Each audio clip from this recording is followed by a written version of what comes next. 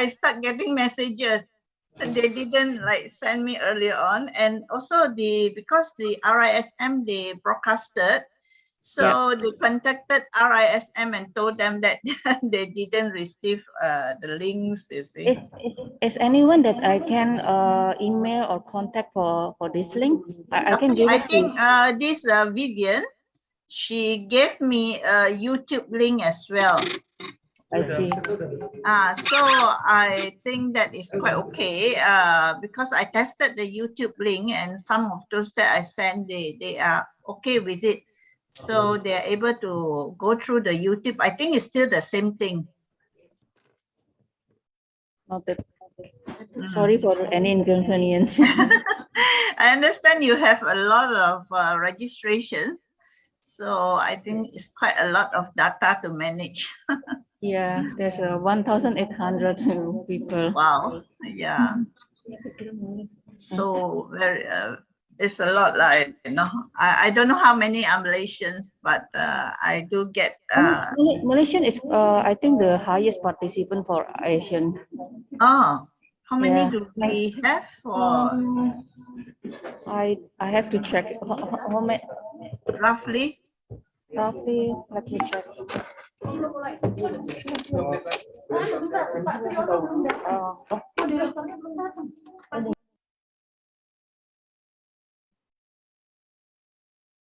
I think it's almost reached 70 people from Malaysia. 70. Yeah, around that number. Yeah, okay, that's quite a good number.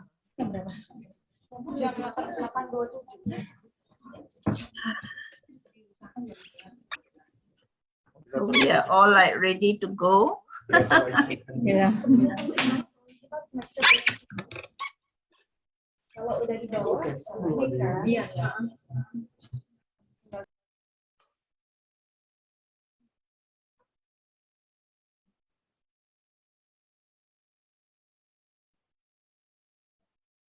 But so those who go through YouTube, you will not be able to see the number, isn't it? Dekat sini, I can see only 14 participants. Oh, but it's not open yet. Is it open already?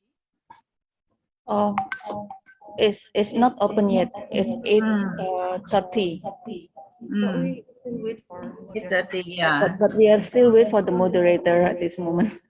Okay.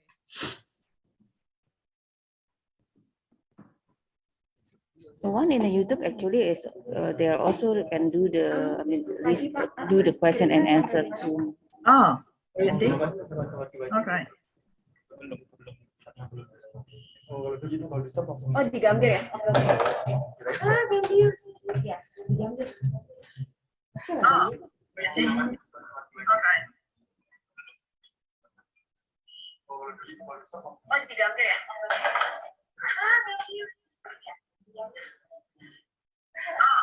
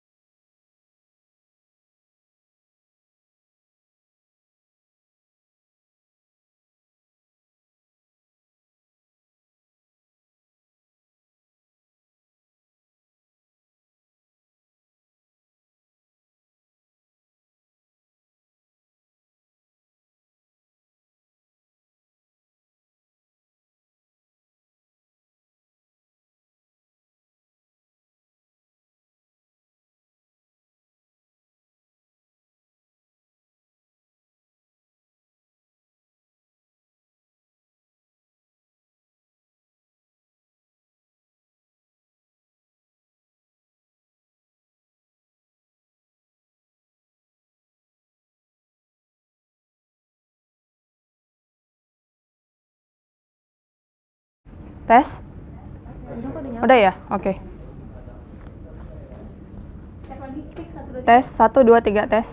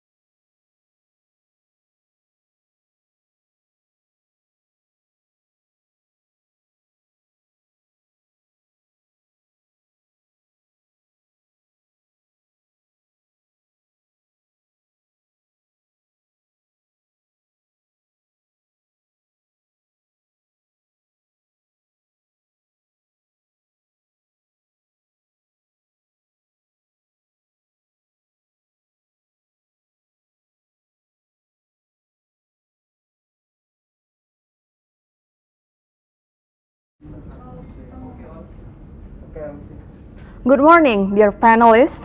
We will be starting in a few minutes. We will begin to accept the participants into the webinar. Please have your audio on mute. Thank you.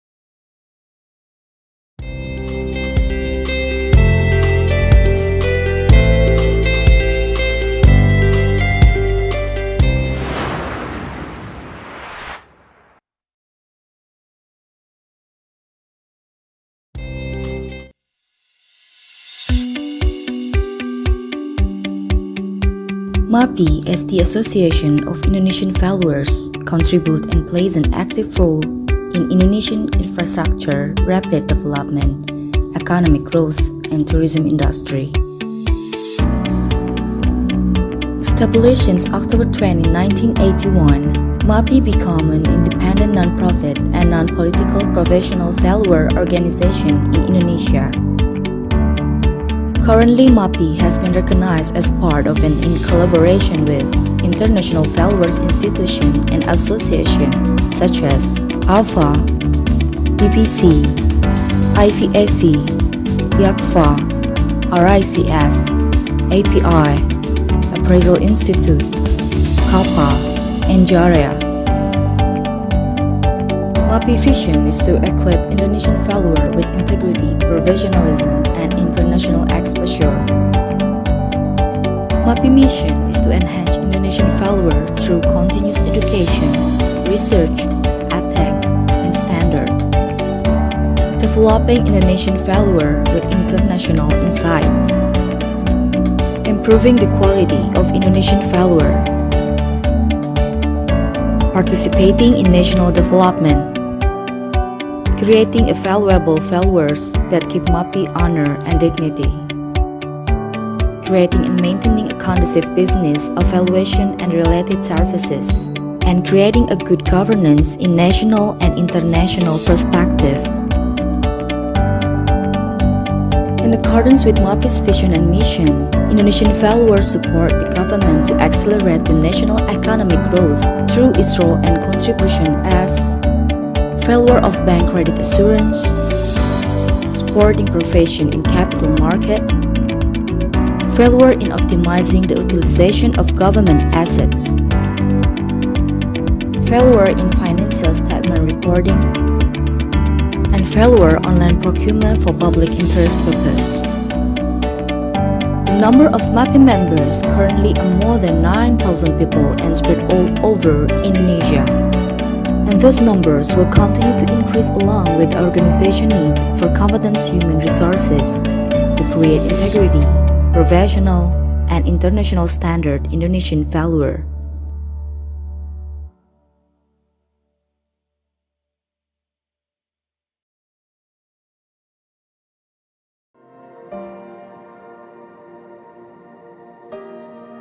Behold, the beauty that is Indonesia, Mother Nature's gift of serene and colorful landscapes,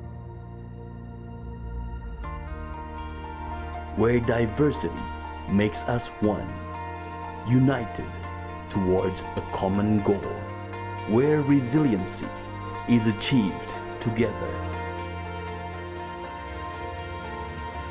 A strong infrastructure governance arising, where investments are waiting to flourish, and where creativity is inspired by tradition.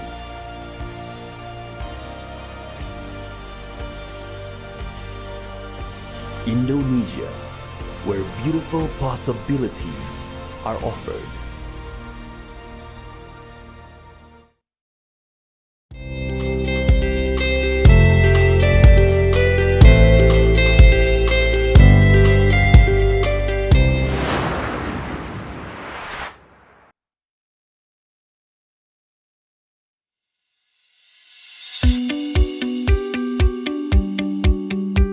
MAPI, as the Association of Indonesian Valuers, contribute and plays an active role in Indonesian infrastructure, rapid development, economic growth, and tourism industry. Established since October 20, 1981, MAPI became an independent non-profit and non-political professional valuer organization in Indonesia. Currently, MAPI has been recognized as part of and in collaboration with international valuers institutions and associations such as AVA, BBC, IVAC, YAKFA, RICS, API, Appraisal Institute, KAPA, and JAREA. MAPI vision is to equip Indonesian valuer with integrity, professionalism, and international exposure. MAPI mission is to enhance Indonesian valuer through continuous education, research, ethics, and standard. Developing Indonesian valuer with international insight. Improving the quality of Indonesian valuer. Participating in national development. Creating a valuable valuers that keep MAPI honor and dignity. Creating and maintaining a conducive business of valuation and related services. And creating a good governance in national and international perspective. In accordance with MAPI's vision and mission, Indonesian valuers support the government to accelerate the national economic growth through its role and contribution as valuer of bank credit assurance, supporting profession in capital market, valuer in optimizing the utilization of government assets, valuer in financial statement reporting, and valuer online procurement for public interest purpose. The number of MAPI members currently are more than 9,000 people and spread all over Indonesia. And those numbers will continue to increase along with the organization need for competent human resources to create integrity, professional, and international standard Indonesian valuer.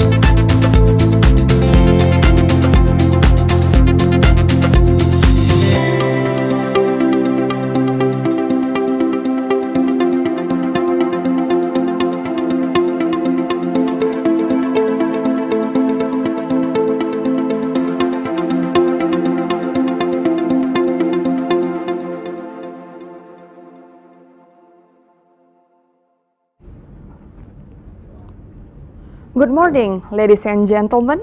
Greetings from Indonesia and welcome to Road to 24th ASEAN Valuers Association Congress International Webinar about Intellectual Property Valuation for Financing. We are so honored to be given the chance to host this event. My name is Evika Saragi and I will be your Master of Ceremony for today. In this event, we'll be talking about various issues around intellectual property valuation for financing for the next 3 hours. I am delighted to inform you that we are going to hear directly from the 3 experts in this field. You can ask questions to our experts by submitting your question using Slido.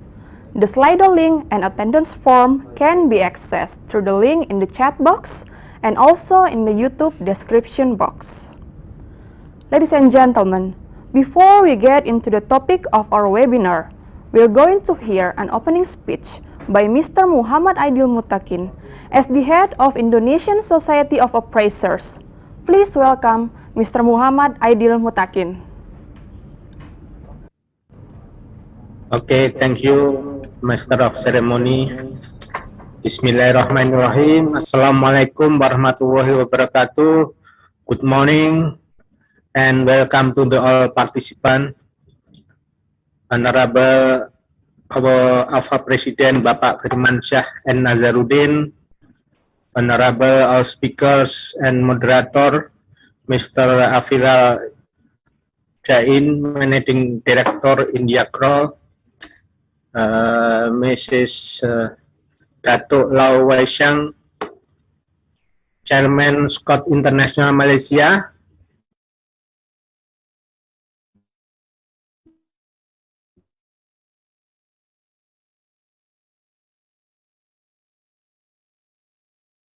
Mr. Budi Martokusumo, and the moderator partner of PricewaterhouseCoopers Indonesia. First of all, on behalf of AVA Indonesia, I am pleased to welcome you to the road to 20th 24 AVA Congress International Webinar with topic Intellectual Property Valuation for Financing. You know, intellectual property has become area in debt financing in Western countries, but still not generally development in Asia due to the specific risks associated with financing, current market situation, and lack of support from the regulator. This webinar is intended to give an insight on the challenge that valuers should face in valuing IP and to identify the key factors which impact the IP valuation. This international webinar is attended by more than 1,500 participants from all over the world, from USA, Canada, UK, China, Japan, India, Taiwan, South Korea, and heavily supported by our neighborhood ASEAN country, Malaysia, Philippines, Thailand, Vietnam, Singapore, and Brunei. In this virtual conference room, we recognize some familiar name of participants from Valuer Association, Accountant Association, banking and government sector, and we are a warm welcome to all of you. AVA Indonesia, which the member of AVA, is a combination of Indonesian Society of Appraisers, Finance Profession Supervisory Center under Ministry of Finance, Republic of Indonesia, and educational institution jointly hold a series of meetings and event called Road to 24th AVA Congress, through which various events were introduced to the general public, educational institution, and valuers to give them a knowledge of the existence of ASEAN Valuer Association as an association that accommodates all valuers in ASEAN. This international webinar is part of the responsibility of AVA Indonesia, especially in its position as the permanent secretariat of AVA, to be able to contribute to the development of valuation world in ASEAN and international world. This year, in 2022, AVA Indonesia will be the host of the 2024 ASEAN Failure Association Congress, which will be held from 22nd to 24th of November 2022 in Hilton Bali Resort, with the theme of the Congress, Emerging Stronger Valuation for a Strong Recovery and Sustainable Future. With a strong and experienced working team in holding the 21st AVA Congress in Yogyakarta in 2018, we hope to repeat the same success story where more than 450 local and foreign participants and international speakers attend the Congress. In upcoming 24th AVA Congress in Bali, we will facilitate ASEAN regulator and supervisory to discuss and share their experience with the audience and the panel discussion on the topic of regulatory and supervisory framework for failure. In line with the three main pillars to its G20 presidency 2022, we will also discuss about environmental, social, and governance on business valuation. ESG has become an important criteria in the business and are used to screen investment based on corporate policies and to encourage companies to act responsibly. Along with ASEAN, along with asset valuation, business valuation in Indonesia has fully fledged from a simple into multiple business model and regulation. And we would like to learn together and share the panelist experience to the audience. We also invite to all ASEAN valuers to submit the paper on the topic of the first valuation and benefit of green development. The second, defining social value on real estate valuation. The submission of the paper abstract will be on September 1st, 2022. The detail of the panel, the detail of the paper, subtopic, and requirement can be obtained on AVA new website. The Secretary General will inform you the address of the website later. Before I close the speech, I would like to present the short video for the upcoming event. Please play the video.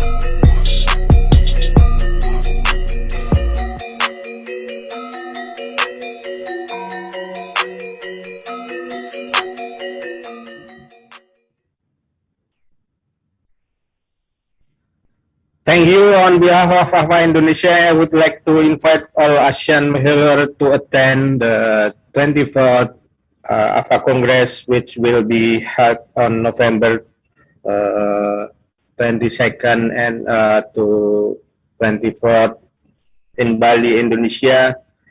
Please ensure to register for the upcoming event. More detail of that AVA Congress shall be obtained through our website, asean-valuers.org. There is also a special early bird fee for those of you who registered prior to October 1st, and a special room rate for Hilton Bali Hotel Resort to the link on the website. See you all of you in Bali soon. Thank you very much. Wassalamualaikum warahmatullahi wabarakatuh. Thank you so much, Mr. Muhammad Aidil Mutakin, for the opening speech. Ladies and gentlemen, before we move into our main event, we are very pleased to inform you that the chairman of Finance Professions Supervisory Center from the Ministry of Finance of Indonesia will be, and also the 2022 president of Asian Valuers Association will be giving a keynote speech. Please welcome Mr. Firmansyah and Nazaruddin. Thank you, Vika. Honorable Chief Delegates and Delegates of AVA member countries, and all distinguished speakers, guests, and participants. Assalamualaikum warahmatullahi wabarakatuh. Good morning and best wishes for all of us. Greetings from AVA Indonesia. It is a privilege to welcome you all to the webinar Intellectual Property Valuation for Financing. We also convey our gratitude for having AVA Indonesia to host this webinar as part of Road to 24th AVA Congress. Ladies and gentlemen, intellectual property is the ultimate legacy from human existence all of time.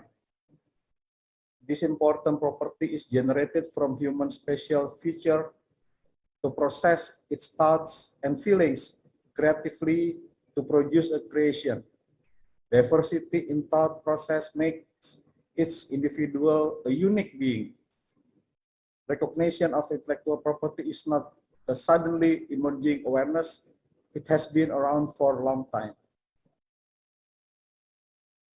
Attribution of scientific writing to specific author has been part of intellectual property acknowledgement despite lack of formalization in past. Inscription of the artifact attributed to certain creators living in early kingdoms in Indonesia are great examples of such a recognition. Based on that perspective, it is highly probable that the end of the prehistoric era or the time when writing documentation of human history existing for the first time was the beginning of intellectual property recognition.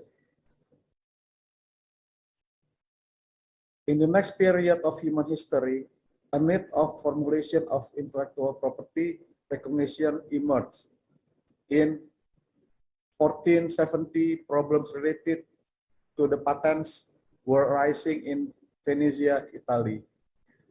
Invention made by stellar inventors such as Galileo and Archimedes created a need, regulation, and monopoly rights. In 1793, Fichte, a German philosopher, introduced the terminology of intellectual property for the first time. He stated that property right of a creator lies in his book, meaning that the right lies the creation itself. That was a progressive movement in preserving creatively through recognition of intellectual property properly. In other words, it was an act preserving the existence of human race.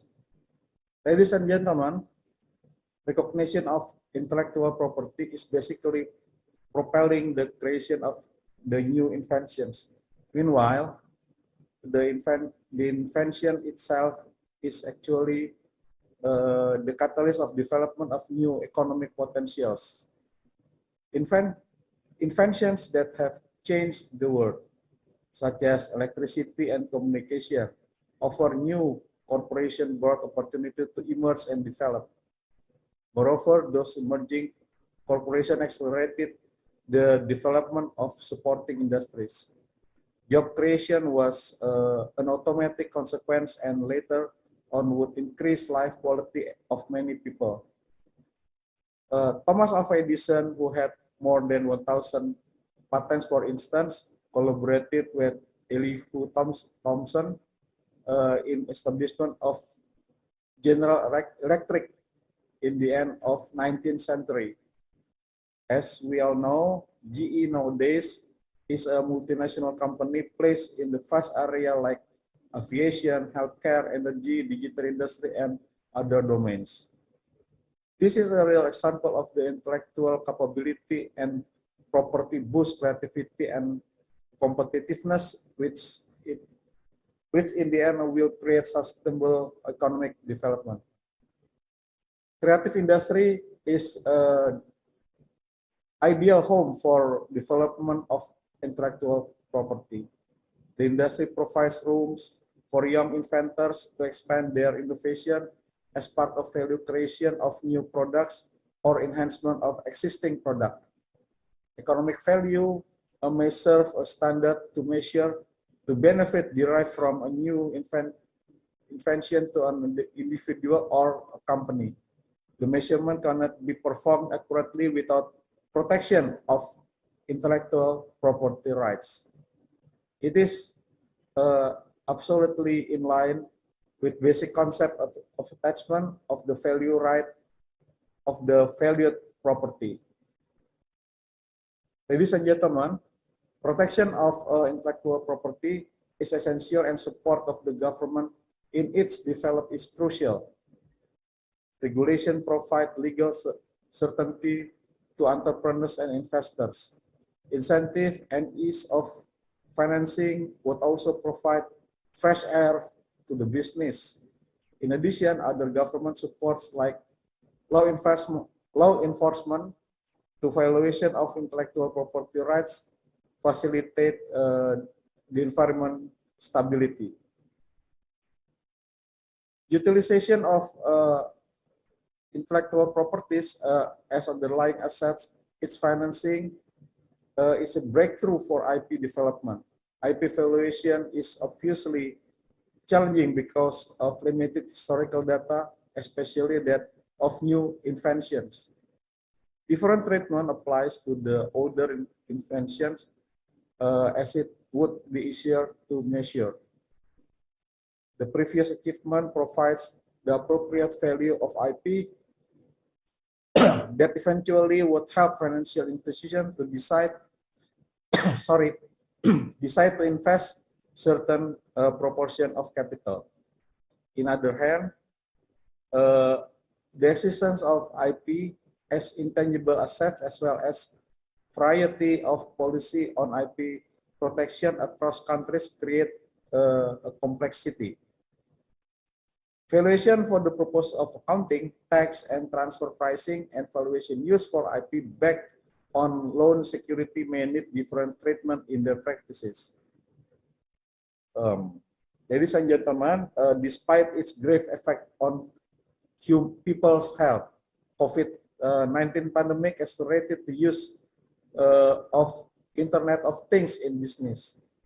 Hard asset lights, service business, especially performed by unicorns, are new promising business model. Capital assets position is no longer a priority and investment are used in majority for company operating purposes through use the internet. It is undeniable that those business models are part of IP through the utilization of information technology. They are rapidly being duplicated and modified by entrepreneurs in wide range of domains, from telemedicine practices in healthcare to educational application in education domain. The scheme of Heartlight's service business later on strengthens the myth of IP as underlying assets of its financing. The reason behind this is enormous scale of business that is not equivalent to the value of physical assets owned by business. Sharing economy scheme used by unicorns like Gojek and Uber makes the ownership or existence of their assets is not comparable to their business scale. It is just because the vehicles as the backbone of the company are not under Gojek or Uber real ownership, but belong to drivers as business partners. Failure of IP financing may entail considerable risk for both financial institutions and borrower. Decisions of IP as debt guarantee is susceptible to failure in paying off the debt. It arises from unachievable projected income that also decreases the value of IP. Based on that risk, IP financing is very challenging option for conventional financial institutions. Such issues is captivating and engaging discussion topic since successful of IP financing may give a significantly positive effect in economy as the failure of may bring of the financial trade. Based on atmosphere I just mentioned before, we initiate the intellectual property valuation for financing webinar today. This event is a part of Road to 24th AVA Congress series of events. In line with the Congress, we believe that the events creates great encounter for ASEAN valuers and share knowledge on valuation practice for creative economy financing that can support sustainability economic development. Finally, we encourage all of the participants to optimize your presence here. So we would like to express our apology if there is any inconvenience or imperfection during the webinar. We also looking forward to inputs from all participants for better improvement in the future. Thank you. Good morning. Wassalamualaikum warahmatullahi wabarakatuh. Thank you so much, Mr. Firmansyah and Nazarnin, for the keynote speech. Before we proceed to the main event, I would like to remind you that to ask questions, you can submit your questions using Slido. The Slido link and attendance form can be accessed through the link in the Zoom chat box and YouTube description box. Please stay until the end of this webinar because in order to get a certificate, there's a keyword that needed to be submitted that I will drop randomly. Ladies and gentlemen, in this webinar, we'll be talking about intellectual property valuation for financing. The presentation will be delivered by our distinguished speakers, Mr. Aviral Jain, the Managing Director of Kroll India, Mrs. Dato Lawesem, the Chairman of IELTS Code International Malaysia, and Mr. Budi Marto Kusumo, the Managing Director of Marto Kusumo, Pakpahan and Associates Valuers Firm, and also as a member of Indonesian Valuation Standards Development Committee. Each session will be guided by Mr. Triyono Sudirjo as our moderator for today.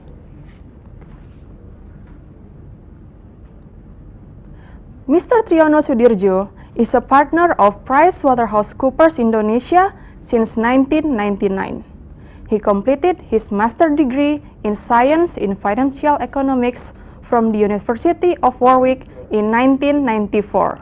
Please welcome our moderator for today, Mr. Triyono Sudirjo. Good morning, selamat pagi. member of the AVA. Thank you very much. This is a very honorable opportunity for me to be your moderator for this distinguished event as the road to the AVA 24th seminar anniversary. Okay. I think the topic today is very, very interesting. We are going to talk about the IP valuation for financing. IP itself has been very important stimulus or a very important element of the business development. Maybe we could show a slide to show the development of the IP in the business world. Sudah. Yeah. Looking at this, it's quite clear that there is a significant explosion of the IP rights in force, primarily dominated by the trademark, going into 65 million in total, followed by the patent at about 15.9 million. This is always continue to grow because more and more we're going to go into more IP-based economy. So this is just a backdrop that will be further explored by our speakers. Let me introduce you to our speakers.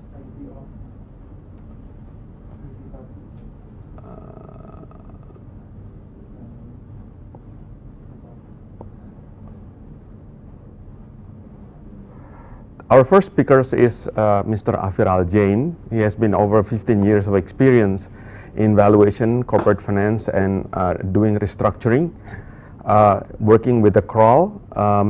His expertise is on the valuation of business enterprises, intangible assets, and intellectual property, as well as financial instruments. He's educated in University of Delhi for MBA. And then also, same with me, he's also a CFA charter holder, and he's got a designation in ICPA. Currently, he is managing director in Kroll.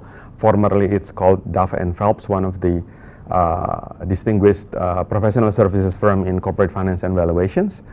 Previously working at the KPMG in corporate finance in Deloitte. He's been working in a number of thought leaderships in the CII National Committee of Intellectual Property, as well as the author of Celebrity Brand Valuation. Do we have his presentation ready? Okay. Okay. So without further ado, I would like to invite our first speaker, Aviral. The floor is yours. Thank you so much. It's really a pleasure to be invited to speak on this topic of IP valuation at our Congress webinar today. And I'll straight away jump into the deck.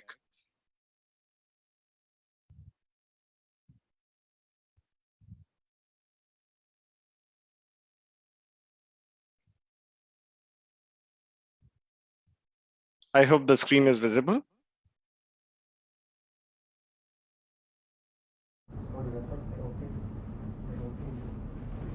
Yeah, this is good. Okay. Okay, great. Thank you. So the topic for my presentation is on IP as a business asset, a tool for strategic growth and financing. Before we start, I would like to start with the preamble, especially being in an IP event, that the examples and the pictures which are used in the presentation today are only for the purposes of illustration. And all the named case studies, they are sourced from public domain. All their trademarks, trade names, and logos are properties of their respective owners. And this is very critical because in my presentation, I intend to cover some of the case studies in and around IP. Starting with the agenda, I plan to cover three major topics. The first one being IP as a business asset. Second one on various modes of IP financing. I think this has become quite an interesting and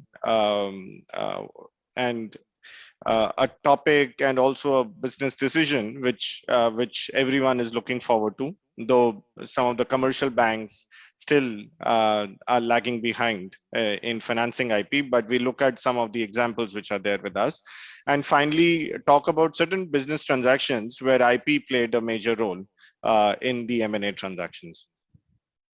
Moving on to the first section where we are talking about IP as a business asset. Now, if we see over time, how has IP contributed to the business? Primarily, there are three major factors. The first one is to drive innovation. With increasing IPRs, investment in R&D, the IPs provide competitive edge in the long-term business success. You know, we look at technology sector, we look at pharma sector, and if we look at the R&D expenditure, the research and development expenditure in these companies, I think it would be a significant portion of the overall revenues. The second element of IP driven business growth we can see in the franchising and product distributions, where these by having intellectual property assets, by having patents, by having trademarks, it is much easier to allow for franchising distributions to grow the business. And some of the examples we can see is in consumer and retail industry.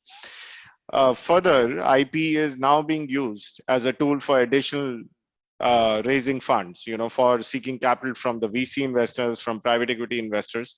Of course, the large debate still remains on the financing, the traditional route of financing from the commercial banks. But from a PEVC perspective, it's become very active. And why is it that IP is driving that role in business? So if you look at the chart below, the below chart shows the rising proportion of intangible assets in a business. This chart shows how over the last 40 years, 50 years, has the contribution of intangible assets in a business changed over time. This chart represents a snapshot of S&P 500 companies. So if you look at the leftmost bar, that represents the contribution of tangible assets and intangible assets in 1975, which is about 83% for tangible assets and 17% for intangible assets. However, you know, fast forward 40 years, or you know, if you see the chart again, it's actually reversed. Almost 84% of the value today in the balance sheets of these companies, of these listed companies, is driven by intangible assets. So clearly, intangible assets have played a major role in the growth of these companies. Now, the other factor which is very critical is how has IP helped these businesses grow by way of acquisitions? Because we have seen in the past there have been multi-billion-dollar mergers and acquisitions, and a large sort of role has been played by the IP portfolio. For example, if we notice the transaction where United Technologies merged with Raytheon. Now, this company was UTC, which is United Technology, was providing technological services, product and services to building systems, aerospace systems, while Raytheon was actually producing the missile defense systems and cybersecurity systems. Now, when the two companies merged, they created a portfolio of 38,000 active patents with a revenue of about $74 billion. Now, given their leading positions in the aerospace and defense industry, and by combining synergistic portfolios, they actually created a kind of a monopoly situation for themselves. The other example I have is from India, is from Dr. Reddy's. Dr. Reddy's is a pharmaceutical company into creating and manufacturing drugs. Now, when it started off with a mere $0.04 million in cash and $0.12 million bank loan and a single product. But what the company did and what the promoters did is that they kept on investing in research and development, kept on doing continuous R&D, and that transformed the company into one of the largest drug innovation companies in India. it became the first Indian pharmaceutical company to launch an NCE, which is new chemical entity. And now it researches patent databases to find regulatory exclusivity periods, which are getting expired or have just expired, and launch quality yet cheaper generic drugs.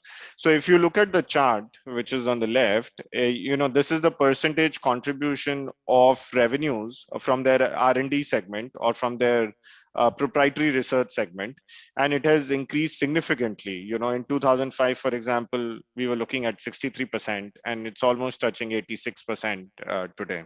So very large part of the success, I would say, is driven by purely from their IP portfolio. Another example, I think all of us would have seen the company Domino's and maybe tried their pizzas. And now the company doesn't require any introduction, but the model of the Domino's growth has been driven by a successful franchisees, which they have globally. And behind that successful franchising is actually a portfolio of patents and trademarks. They have almost 23 patents, out of which 16 are active. And some of these patents include the cheese distributors, the food delivery hot bags with electric hot plate, dough preparation apparatus, stackable dough tray, etc. So these are all process-driven sort of patents which they have. Further to the portfolio of these patents, they also have very strong trademarks. For example, in India, they use a campaign, Khushiyon Ki Home Delivery, which means that they're delivering happiness to your home. And that's a trademark they've registered. Similarly, for all their products, apart from of course, the 3-dot logo, but even the products which they have, they hold trademarks. And that helps them, to kind of easily go forward and do the franchising model without worrying about business being captured by some other competitor or some other franchisee player who may want to launch his own business because they have patents and trademarks against each of their key items. In return, of course, they also make good returns. They get a 5.5% royalty rates on the sales on a weekly basis. So it's a win-win situation to grow faster and also have a very protected sort of a regime on their own assets.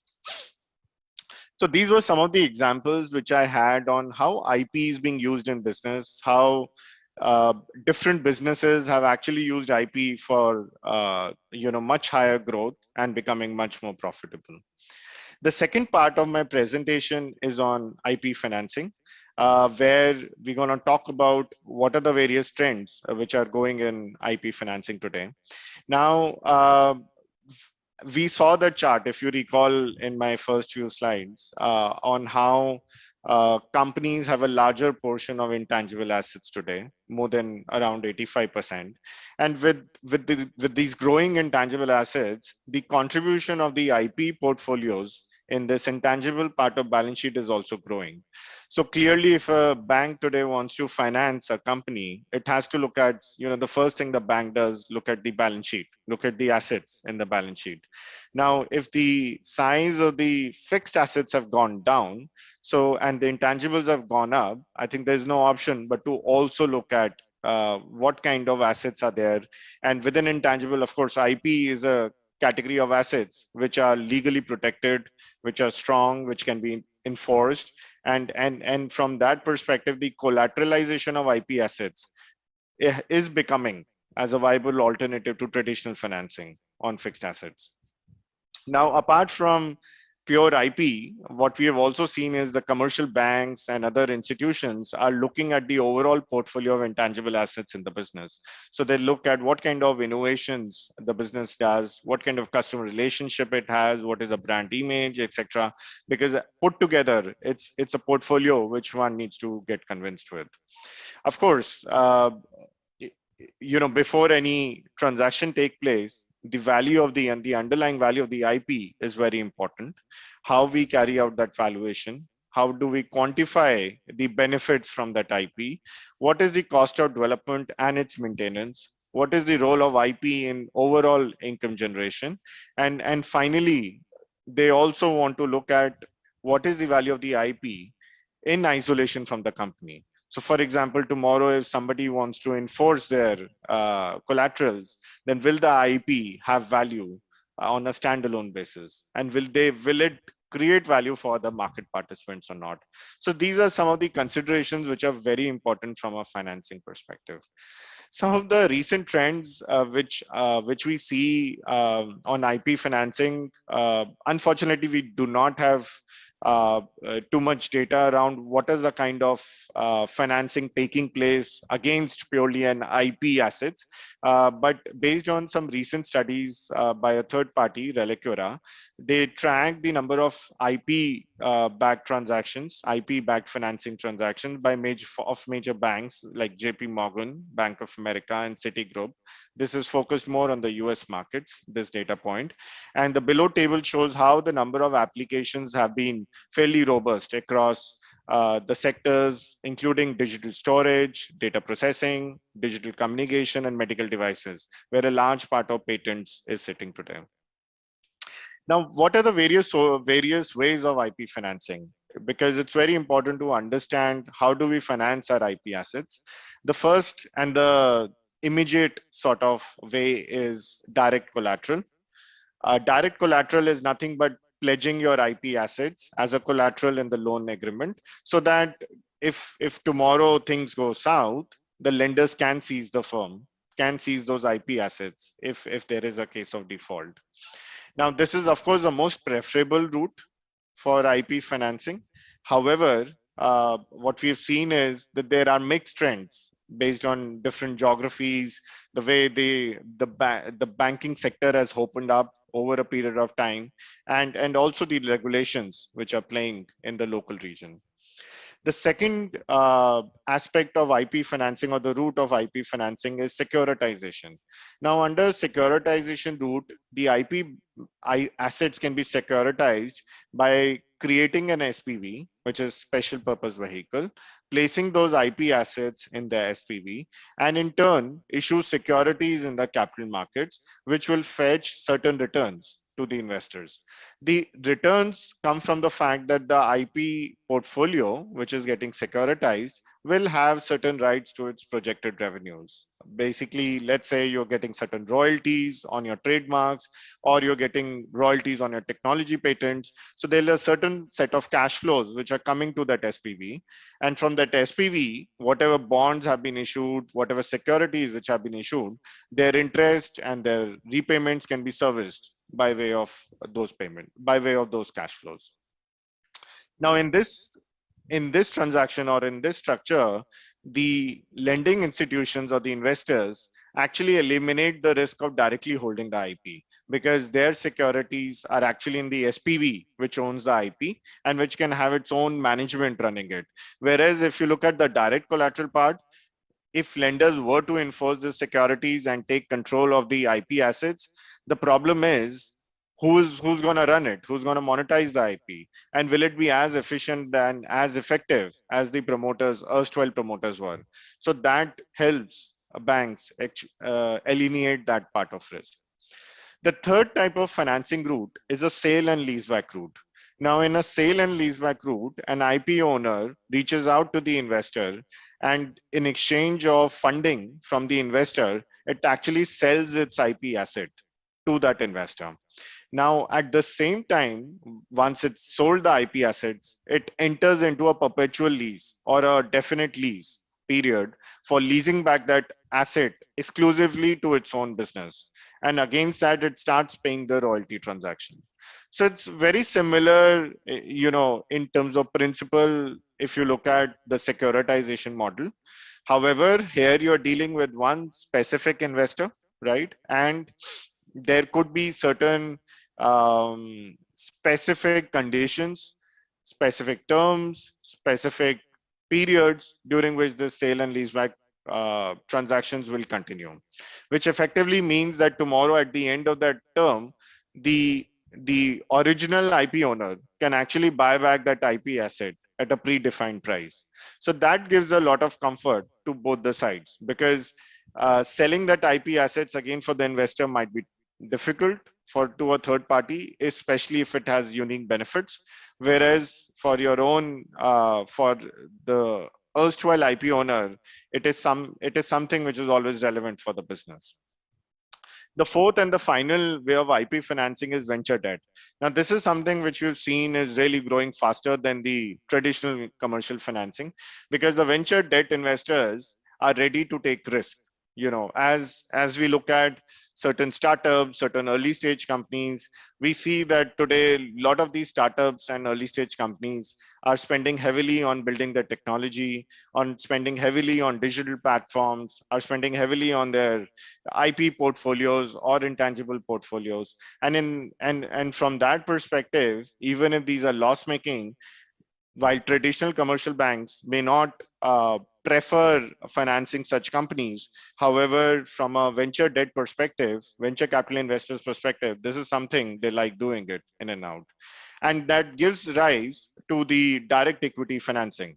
And of course, that is something which has always been there, where private equity players put money in IP rich companies, they're ready to invest, they're ready to wait and get the higher returns in the coming periods as the companies become more stronger and profitable with stronger IP portfolios. Now, few examples which I have today to discuss. The first one is one of my favorites case study. It's for MBT. It's for Masai, a company which used to manufacture special shoes and sandals for fitness and orthopedic benefits. Now, this company in 2008 patented a technology for footwear known as Masai Barefoot technology, which provided a natural instability underfoot, which stimulated the body's muscle system. Basically, in a nutshell, good for your foot. However, because of low price counterfeits, which came from various countries, the company did not survive and it had to file for bankruptcy. Now, when it filed for bankruptcy, it was acquired by a Singaporean shoe distributor. And after acquisition, they actually went to an MNC bank and used IP, which is this technology, as a collateral to get some funding. They used the loan for IP protection, for further R&D, and some part towards advertising the brand and some administrative fee in IP registration. And since then, the company has actually done very well. And this was one of the successful sort of financings under the IPOS scheme in Singapore, in which the company actually turned around its operations, where IP was used as a direct collateral. The second case study we have is on the securitization side. And this is slightly old case study where, if you notice, one of the famous English musicians, David Bowie, he issued a 55 million bond with a 7.9% annual return. And that bond was actually backed by its own copyrights to his songs, about a portfolio of 287 songs. Now, this portfolio of songs actually used to attract certain royalties from various third parties. And those royalties backed portfolio was actually securitized to issue bonds to the investors. Now, as the royalties came in, the cash flow was generated in the SPV, which allowed the bond investors to get interest and also principal repayments. Now, this bond structure was such a successful one that it was actually known as celebrity bonds at that time. And some of the other musicians also then tried, imitating that structure for themselves. However, if from a traditional commercial bank perspective and a practical perspective, what we see today is that there are challenges in getting pure debt financing, especially from a traditional commercial bank. And these challenges, one of the foremost challenge or one of the underlying problem today is how do you realize the value of the collateral, especially when we are talking about IP? Because giving a loan is an easier part, monitoring it is another part, but when it defaults, that's where it becomes a problem. So from an India perspective, and maybe true for Asia perspective, we have seen very few transactions which are purely IP backed financing. Now, typically banks like, a safety cushion in all their lendings. Now, from an IP perspective, the problem is how do you get comfortable with the safety cushion? what kind of safety cushions can you provide? So one example which we have seen, or one bare minimum sort of requirement we have seen from the banks, is to look at a consistent level of cash flows in the company. Because if you look at the IP assets, again, IP may not be the only asset contributing to the cash flows in the business, but if you look at the business overall cash flows, maybe there is better comfort sitting for the banks that there is IP as a collateral and there are cash flows to service it, and that is how they get comfortable in providing the loan. The other part is on LTV ratio, which is loan to value ratio. Now, typically in the past, when you looked at fixed assets, I think the LTV ratio can be 1:1. Basically, you're taking $100 loan on $100 of assets, or maybe $180 loan on $100 assets. But when it comes to IPs or intangibles, actually the ratio widens to 1:2, or even 1:3, we have seen. Again, because of the same ratio, that the realizable value, the collateral, could be very different, when they actually try and enforce that security. And finally, one of the most important parts is about the presence of pirated and fake products. Now, from an Indian markets perspective, we have seen there've always been tough competition from local players, and there are numerous occasions where pirated products come in. They try and use a similar color logo, maybe with different sort of words in it, right? So the spelling of the logo might be different, but the logo colors and shape might be similar. And we've seen these examples multiple times, which actually creates challenges for the innovator, for the IP owner company. The other part of the story is, how do we enforce the IP collaterals? Now, your IP might be registered, it might be licensed, you might have a trademark, which is there, you might have a patent, but at the end, when there is infringement, one needs effective implementation in a very short period of time to really enforce to protect the value and enforce your rights. And that is where I think if the regulations and the setup takes time, it's very difficult, for the banks to get that comfort. Having said that, I think this is one field which is right up there on the agendas of all the major banks.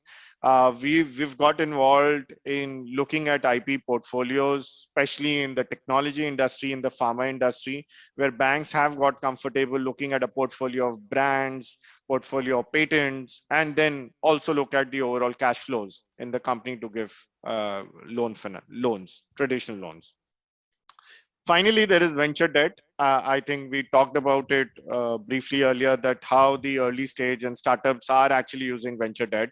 This is one case study of Sito Mobile, where they signed about $11 million deal, where about $10 million was raised through venture debt.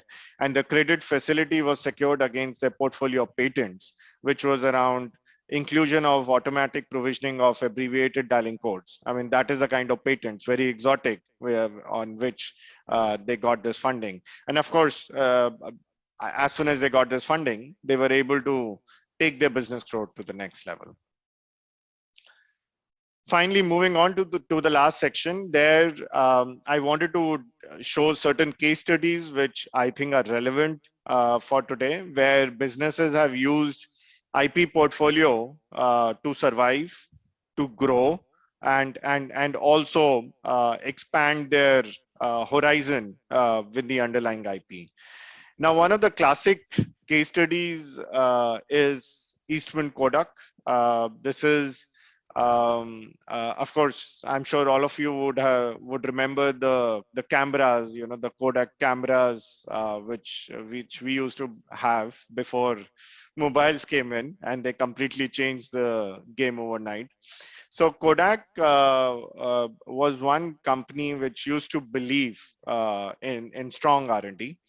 And by 2012, it had accumulated 22,000 patents and covering over 160 countries. I mean, look at the size and the length and breadth of their portfolio. However, sales were declining, especially the traditional camera sales and the digital and the traditional prints, which the demand was falling, and they filed for bankruptcy. Now, they were trying to hope to come out of bankruptcy by selling a part of their IP portfolio for $2.5 billion.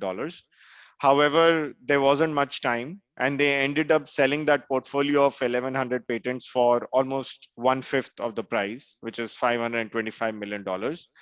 However, after they sold it, the Kodak CEO at that time used it to repay a part of the loan, to satisfy certain conditions for a new financing facility, and then position it for certain products for future growth. However, the company still could not come out of the bankruptcy immediately, and they ended up selling a part of the photographic film and paper business, and also a digital printing kiosk to another spin-off entity. And finally, in September 13, it exited bankruptcy. So while it went through its own struggles, I would say, but given the kind of patent portfolio it had and the use of those patents, it was finally able to survive that period and come out of it. The other case study I have is more on a growth side, which is Nokia's merger with Alcatel-Lucent. Now, both these giants merged somewhere around mid-15, and finally the merged entity was known as Nokia Corporation. Now, Nokia used to hold very high quality patents in the mobile network. You have GSM, you have 3G, you have 4G. And it tried offloading, it actually offloaded its devices division to Microsoft in 13-14. But the good thing is they held on to their patents. Now, when they held on to the patents, there was very good synergies which they found with Alcatel-Lucent, because once they merged, they actually became the second largest mobile equipment manufacturer in the world. And both these organizations together held 29,000 patents, which actually they used to secure a loan of $2.1 billion at that time. 5 minutes, Aviral. So, sorry? It's 5 minutes to 2 minutes. Sorry. Yep. I'm just ending. I think I'm just on the last couple Thank you. of slides. Yes, thank you. Okay, and that allowed these companies, while the companies themselves were facing huge competition in the telecom market. All of us know how some of the large giants actually started crumbling when the telecom prices started going south, but the companies then eventually survived and moved back to the growth path. Final example which I have is a more recent example where Reliance Industries, it's one of the largest corporate groups, industrial groups in India. They've been expanding very aggressively in the retail market in the consumer space. They've set up a joint venture with US-based Iconics brand group, and they've been acquiring a portfolio of intellectual property rights of brands and trademarks, which they are using it for expanding their retail portfolio. So one of the recent transactions which have taken place is for Lee Cooper, where they acquired the rights to this famous British denim wear last year. And now, if we look at their portfolio, they actually have almost 24 fashion brands in this portfolio, all from acquisitions. Reliance never had its own consumer or retail sort of a brand. All they've kept on acquiring different brands from different players, including Ed Hardy. So in a conclusion, what we have seen is, there is super recognition, there's super leverage of IP assets over time. The investment in the IP assets have allowed businesses, to make it as a part of their core growth strategy. And that is what today's environment is about. And it has also helped businesses attract venture capital and private equity investments, apart from increasingly being used or being seen as viable assets for traditional banks. And in a conclusion, what we also tried to cover, it's very important to understand the value of the IP and also its utilization in the business, for financings and transactions to take place. So with this, I would like to end my session and, open for questions if there are any.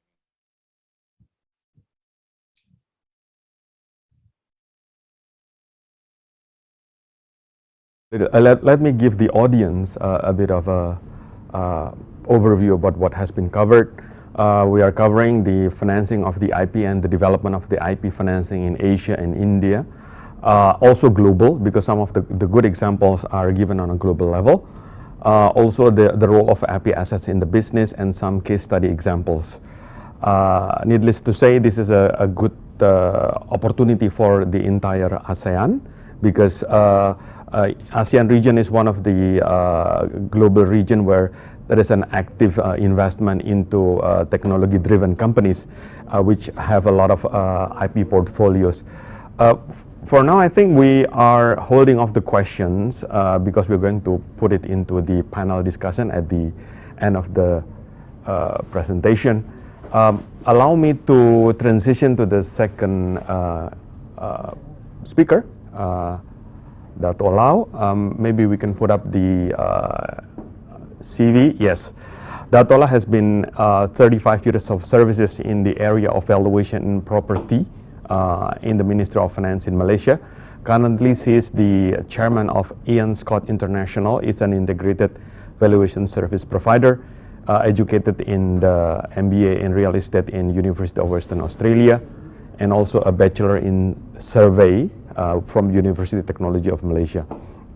Needless to say, she has a deep experience in the area of survey and also in the intellectual property. She's going to walk us through her presentation on the financing your IP rights, the perspective of the valuers. Without further ado, I would like to invite Dato' Lau. The screen is yours.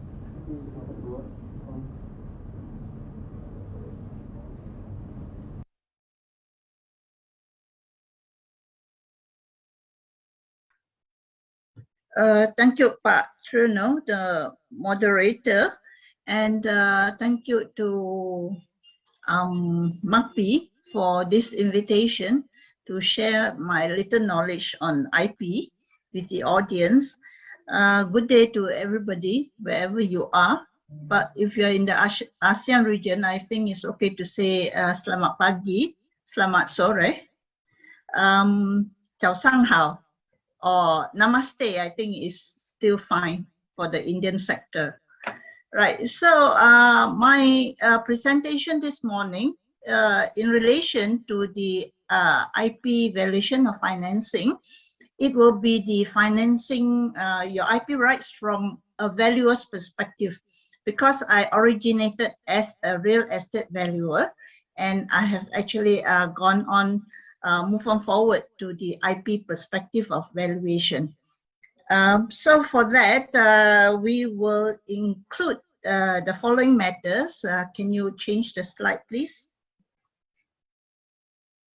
I need the, yeah.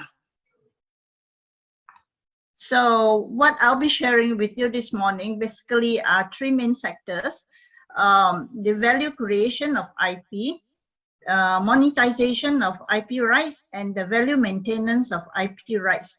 So value creation, I think some historical background was already afforded by Pak Firman in his opening speech. And the monetization part, a lot of examples were given by our first speaker, Mr. Aviral, but we can look into the valuer's perspective. And then the very final one is, if you have an IP, then how do you maintain it? So basically, there are three colored emoticons, so you'll be guided when I go along the presentation. So the very first one, next please. Yeah, the very first one is value creation. So a lot of people are still kind of like confused as to where is my IP. So on this slide, you can see that in the current asset classification of a business, there are basically three classes of assets. The very basic one, of course, you must have the monetary assets, which will be actually cash, your inventories, as well as your stocks. And the second one will be the tangible assets, and in accounting term, it is called PPEs. your plant, properties, and equipment. And the first type, the monetary and the tangible assets, are common in most business doings, especially the monetary assets. You have to start with money right from the very beginning. The tangible assets is the extent that you have may vary with the businesses. Then, of course, there is the intangible assets. The intangible assets is where there is kind of a lot of question as to, you know, where it comes from. So if we look at the World Trade Institute kind of breaking up again as to what is intangible assets, then there are actually 4 categories of intangible assets, or IA. First, there's the contractual rights, the rights arising from contracts. For instance, your employment contract, your services contract, and also goods and supply of goods and purchases of services. All those contracts have a value. And there is the non-contractual arrangements. This one, a lot of time is actually built up due to a long-term relationship between the provider and the benefactor of the service. So very often it is called goodwill, but in actually IP valuation, this is not goodwill, it's a non-contractual arrangements. Non-contractual arrangements has a value in the sense that especially in time of emergency, you are able to acquire certain services or goods to supplement your business to go forward. And what is usually called the goodwill is actually the undefined intangibles. So if you have a value in your financial statement, usually that cannot be attributed to any of the classes that I've spoken, then very often it is classified under an item called goodwill. And this is actually the undefined intangibles. Now, then comes the intellectual property, very often is called IP. So what is IP actually? IP, there are ways that you can identify to say that you have an IP. First of all, is it separable and does it have legal rights? So I give you an example. In the business of shoemaking, the designing of the shoes, the manufacturing of the shoes, and the distribution and the sales of the shoes, and of course the shoe brand, those are all separate entities, and it can be partitioned to different parties, and from there you can identify the different rights and acquire different business values from there. And the test is whether this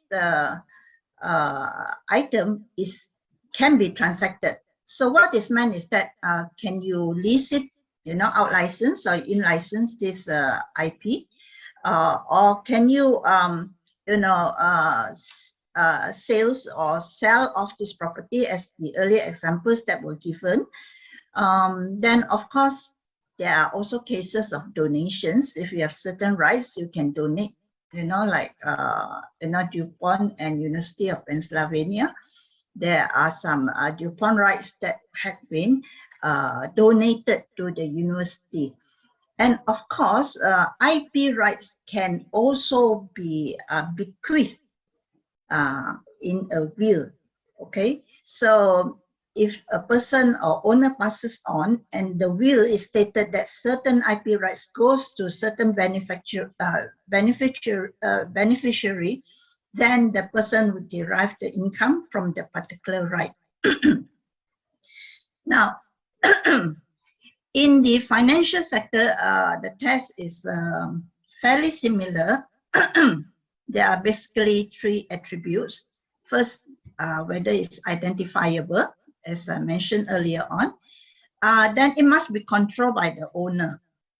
and it has a future economic value, right? So slightly different kind of identification, but basically it tells you how to identify an IP.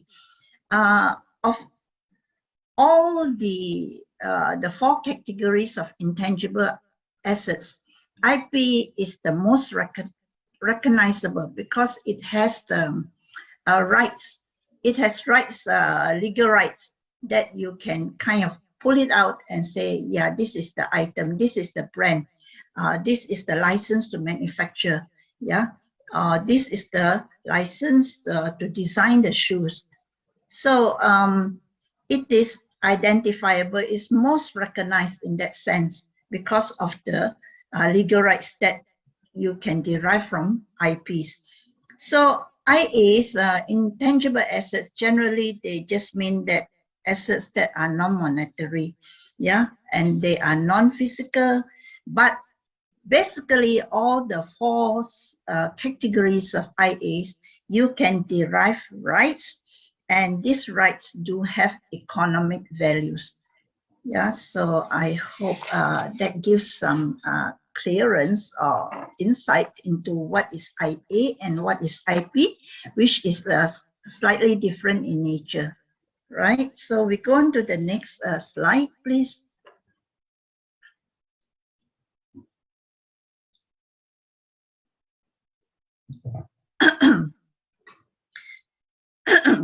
So the question is, do you have an IP, and did you create a right to your IP? Now, what IP generally means is actually ideas that have been transformed into forms, and it will be able to generate economic or commercial value. So that is the general classification of IP. Wherever you look, the definition is about the same. So there must be an idea, but bear in mind, these ideas must be transferred into forms. Yeah. So then these forms should be able to generate commercial values. And you, from this IP, did you create a monopolistic rights over it? So there are basically 9 types of IPs. The commonly known things like copyright, patent, trademarks, and industrial designs, which we hear of very often. Of course, there are also the lesser known IPs, and these include utility innovation, layout design of integrated circuits, geographical indication, plant variety, and confidential information. But actually, I would like to add to this list my own classification, that is government-based IP rights. That to me, certain certifications by the government do have commercial value. So I take, for instance, the halal certification in Malaysia. I think this is common in Indonesia as well. The halal certification will ensure that your market of that particular product is also open up to the Muslim sector. So it's a wider perspective of market place already. So I actually would like to add the government-based IP rights as well. So now we talk about how do you protect your IP rights. There are several ways.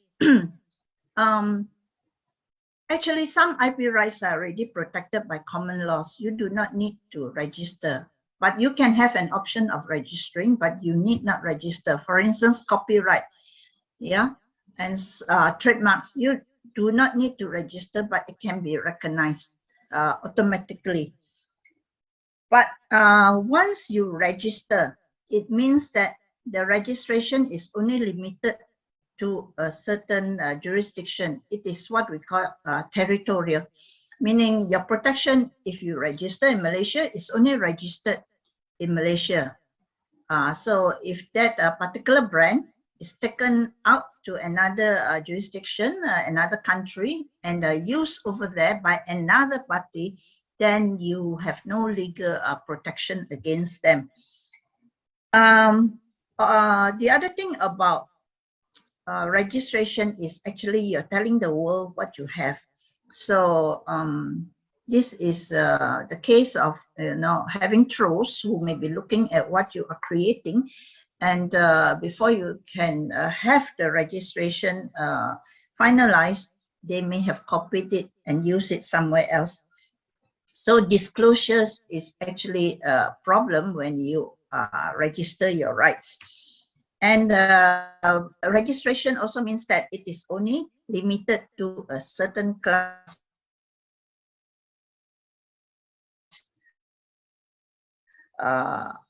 file. For the RISM, the SR or surveyor is a registered trademark.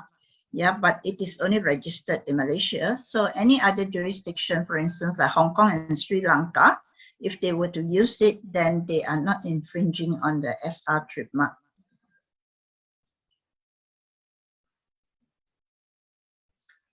So we go on to the next slide, please.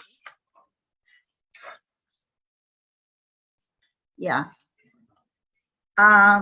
So the next question is, you have the IP rights. How do you monetize them? So bear in mind that when we talk about financing IP rights, end of the day, we are actually looking at the business value that is created by the IP itself. It is not just the IP itself that can kind of like generate the value, but the value when, for instance, a certain brand is put into a business and that business becomes vibrant because of the recognition of the brand. So it is the business that is being valued. So value creation actually relates very much to the creation of value due to your very particular IP rights. So all the monopolistic rights, if they are protected either by common laws or by legislations, they can be used in commerce. But bear in mind that for the example that were given by the first speaker earlier on, you can see that actually certain companies, they have lots of IP rights, but we also must bear in mind that sometimes one particular item can have several IP rights. For instance, your handphone, you have the brand, and then you have the IT technologies, you have the industrial design, you have the layout of the integrated circuits. So all these are separate IPs, and all these should be separately legislated, especially the patent rights, to derive the value. So the bundle of rights from this particular example, the handphones, you ensure that they are well recognized legally. Yeah, so that is where you can derive the money. So let's go on to the next one. Next slide, please. So this example is very much like what was shared by the first speaker. So this data is actually derived from Ocean Tomo, is a lawyer firm in US. They have compiled a 10-year series of the capital values or the market values that have been traded, and they have partitioned it into intangible asset value and tangible asset values. So as shown earlier on, over the last 45 to 50 years, that the values of the market cap derived from the tangible and intangible assets is now inversely proportional. So in 75, 17% was derived from intangible assets, and now 2020, 90% is derived from intangible assets. Now, these traded transactions, they are actually derived from businesses in the US, basically, and some from the European sector. So there are none from the Asian sector. So it just shows that over in the West, IP is well recognized. IP or IAs are well recognized. Now, just talking about percentage sometimes doesn't make any sense. let's have a look on the right hand side. Yes, the 2015 data. So the total market cap actually is USD 18.8 trillion. Yes, and of that, 84% is intangible assets. That is 16 trillion was attributed to intangible assets. And the most prominent IP in this case is actually brand value. Of the 16 trillion USD, 25% actually comes from brand value. So brand value is like us having a name to ourselves. If we have a name and people call, hey, hello, so-and-so, so someone will know that that is you. So having a brand value will identify the particular product or services to you. So brand value is so very important in today's world. So let's go to the next slide and have a look at what is brand value as has been captured. So there are, I have listed here 10 companies that have,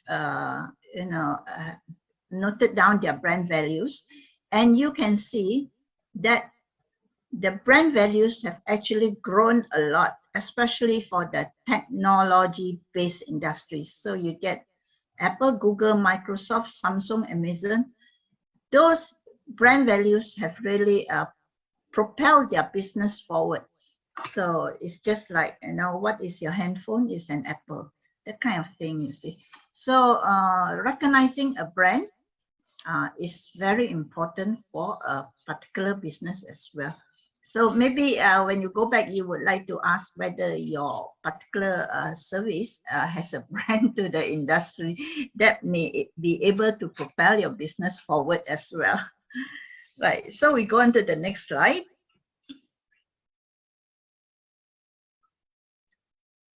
All right, so now the next one is about the monetization, which actually we had actually entered earlier on.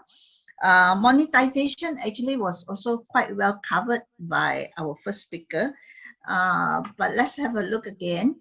To me, there are two classes of financing. There is the traditional, that's what we call, in the banking sector. If you ask in Malaysia, the banks are the commercial banks, they are very risk adverse. So I have not come across cases whereby IPs by itself is monetized by the bank giving a loan to them. Yeah, so it is practically, I would say that it's not in existence over here. Yeah, so maybe in the more established market like the US, this is possible. Then we have a look at the non-traditional ways of financing the IP business. First of all, you have the grants. Grants usually are provided by the government sector. In Malaysia, there are several grants provided by the Ministry of Finance. So we have things like Cradle, Platform, and Teraju Superb. Those are grants. Those are grants to you. But in the universities, there are also a lot of research grants that are available to their researchers. Then we have what you call the accelerator funds. Now the accelerators, they actually will provide funding more in the sense of training program, 3 or 4 months training program to young companies, startups, so that they can jumpstart their business, teach them how to do their business, and how to perhaps raise fund as they go along. But the thing is that they do require an 8% ROI on whatever they invest on you. The good thing is that they do not come and participate in your management. Yeah, they only provide mentoring, but they do not come into your management to say that they want to have a say. So that goes on to the next one, angel capital. Angel capital also do not, I mean, they provide mentoring, they do not come into your management, but angel capitalists, they will provide funding for a return of 20 to 25%. Yeah. So these angel capitalists, they normally don't come in at the very initial part, but when the business is slightly taken off. Then we have the venture capitalists. The venture capitalists have very high risk appetite, and they will want a share in your equity. And they also would want a 25 to 35% return on their investment. So there are many venture capitalists just in Malaysia as well as in the Asian sector. So they are able to provide the funding, but there has to be a very, you have to pitch for it. It is not like given to you. Then out licensing or in licensing is also a way of funding. Out licensing is where you rent out your IP to another agency and they pay you a royalty. But that is kind of very constant income, and it kind of is an income stream, but you don't get a lump sum for you to kind of like venture out in a very strong momentum. Then in licensing is also a way of pushing up your business. You do not have that particular IP, you license it from another agency, and from there you can boost up your business revenue. M&A is or joint venture is another way. That means you take in partners, yeah, who will also put in some funding into your business. And if your IP has generated into a business that is really very forthcoming, then you can also look into IPOs, that's listing into the capital market. There are people who ask me whether crowdfunding can be one way or not. So that is food for thought. Okay, we go on to the next slide.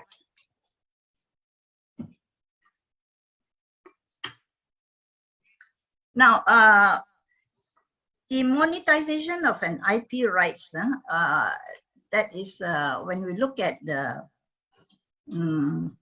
investors that are coming to put in fund into your companies, we always say the value is in the eyes of the beholder. What does the investor see in your company is what he will put into your company. So for that, it is actually advisable to have a professional opinion of the fair value of the IP rights, meaning get IP valuer to come on board to help you to determine what is your IP right value, so that the beholder will be convinced, right? So we go on to the next slide.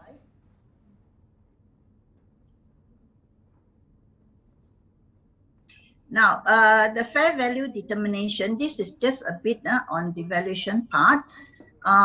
It very much determine the stages of the business life actually determines the approaches and methods of valuation. Yeah. So basically, there are 7 stages of business life, and it starts with the seed, the very, very conception of the ideas. And then you have a little company, a startup, and then you grow your business.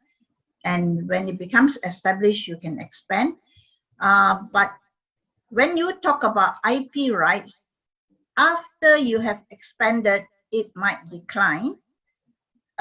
In valuation, actually, when you are valuing a business, you always presume that the business is in perpetuity.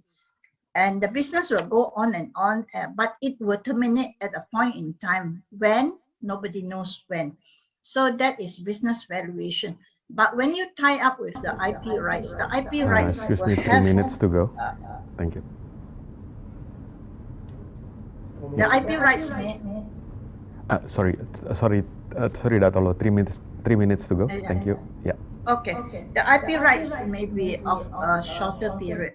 For instance, if you have an patent rights, the patent right for the IT for the product that's generated by the IP may only last you about 3 to 5 years, the economic life.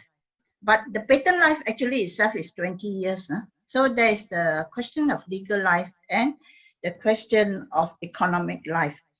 So at the onstart, if you are at the startup or the seed stage, usually it's the cost method, depreciated cost method.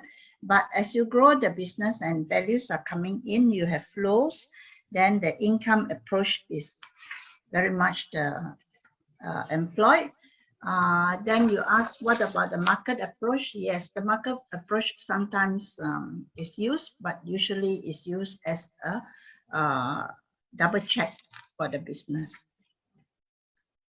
Okay, then we go on to the next slide.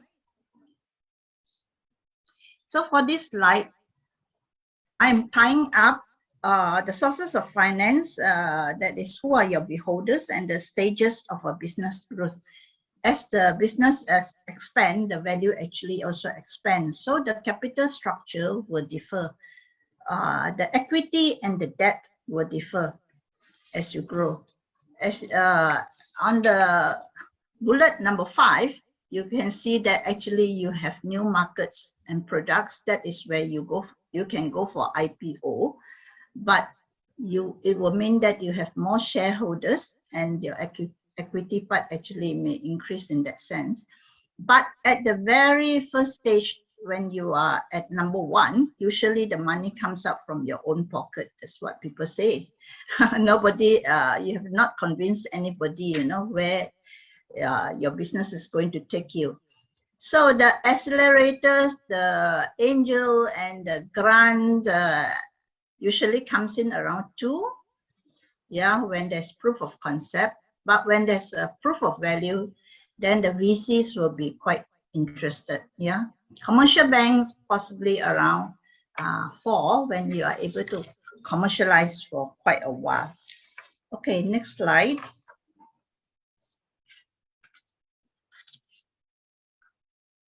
So in all businesses, you have to make sure that you mitigate your risk, because value and risk, they are improportionate to each other, inversely proportionate. So there are 2 types of risk. The systemic risk arising from the system is rather difficult for you to control, more so if you are going to have cross-border investment of your IP rights. But the unsystemic risk that is arising from your own business itself, that is where you can actually mitigate and have control. So, okay, we go on to the next one. So another way of mitigation of risk, especially when you have an IP rights, you have to ensure that you protect your IP. This is usually the filing part, where you file your IP rights to claim that you have a monopolistic right over that IP. And make sure that you have contracts to show whatever you are doing and not just verbal. And at every process, actually, you have to sign an NDA. And always carry out an IP audit to check on the integrity of your IP right from the very beginning and as you go along. More so if you have to renew your IP rights. And the promotion program is important in the sense that you are actually encouraging the public to come on board and participate in your market. All right, so next. Okay, so as a business operator who is having an IP right, you need to create an IP business plan, how you are going to grow your business, but make sure it is realistic. And all documentation of IP development has to be properly kept, especially things to do with copyrights or trademark. Sometimes these are not registered, but they would like to claim under common law. So you must be able to prove that you have prior ownership to anybody else. And in your plan, you must know or identify who are your potential buyers. If you have invented certain drugs, then who are your pharmaceutical companies that you would like into. So these are the people who can provide the funding for you. All right, next.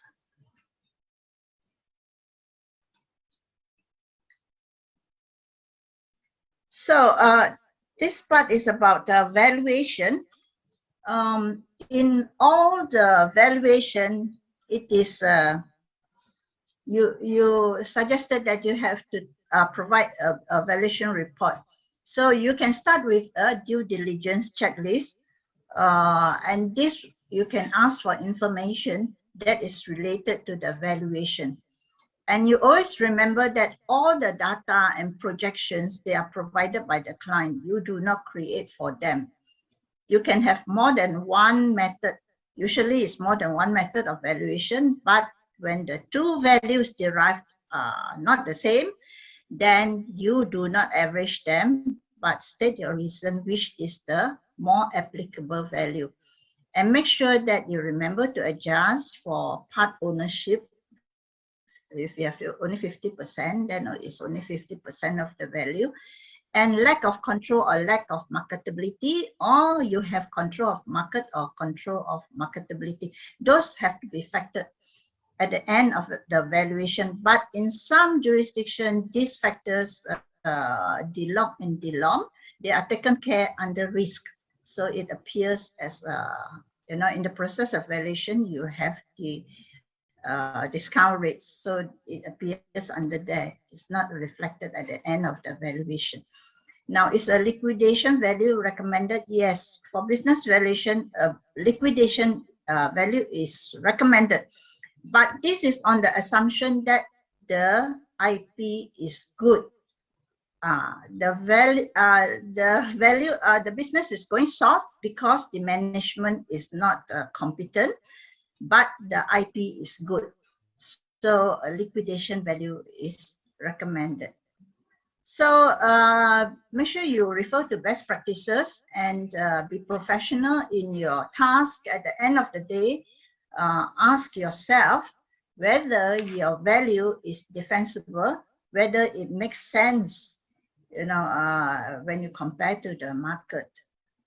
So report writing, there is no format, no standard format for report writing, but you can refer to ISVS 2019 standard 103.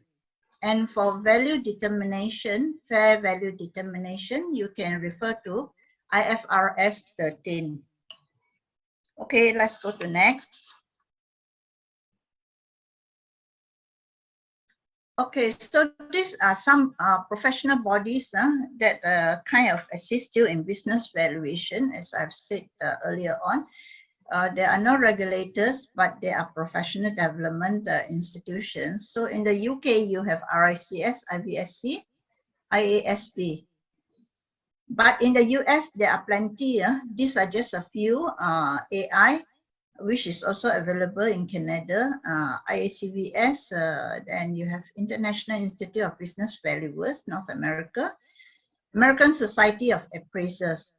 And in Malaysia, we have MIA, there's the Institute of Accounting, MASB, there's the Board of Accounting, RISM, Royal Institution of Surveyors Malaysia, and we have Business Valuation Association of Malaysia, which is actually the Malaysian chapter of the American IACVS. In Singapore, I think you have SISB.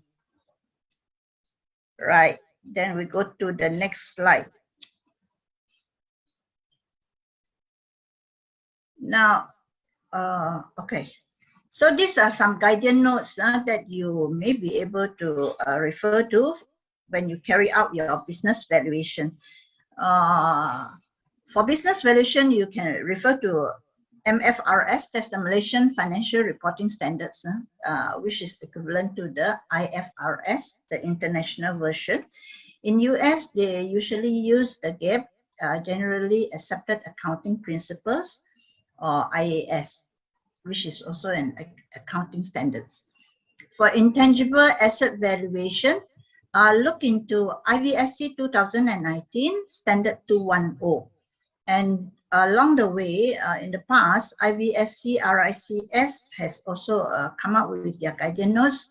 And in RISM, you can see that on the right, the center one is produced by RISM. That is the Intangible Asset Valuation Guidance Notes produced in 2017 by the IA valuers who are members of RISM. And in Singapore, look in the Part 3 Valuation Standards and Practice Guidelines 2015. For intellectual property valuation, you can refer to WIPO, World IP Organization, MIPO, which is the Malaysian IP Corporation, IPOS, Singapore, SIPOS in China, Sino IP Office, and other jurisdiction as well. I'm just naming a few. RICS, they have the guidance notes 2015. And if you are doing brand valuation, look for ISO 10668. And in 2015, when I was still with the government, I produced a glossary of keywords for IP valuation. There's the book on the top. The book at the bottom is the one produced by the Malaysian Corporation of IP. Yeah, okay, next. My apology, Dato. I think in the interest of time, we need to wrap up now. If you can wrap up the last two slides. Yeah, I only have two slides. Thank you. Okay.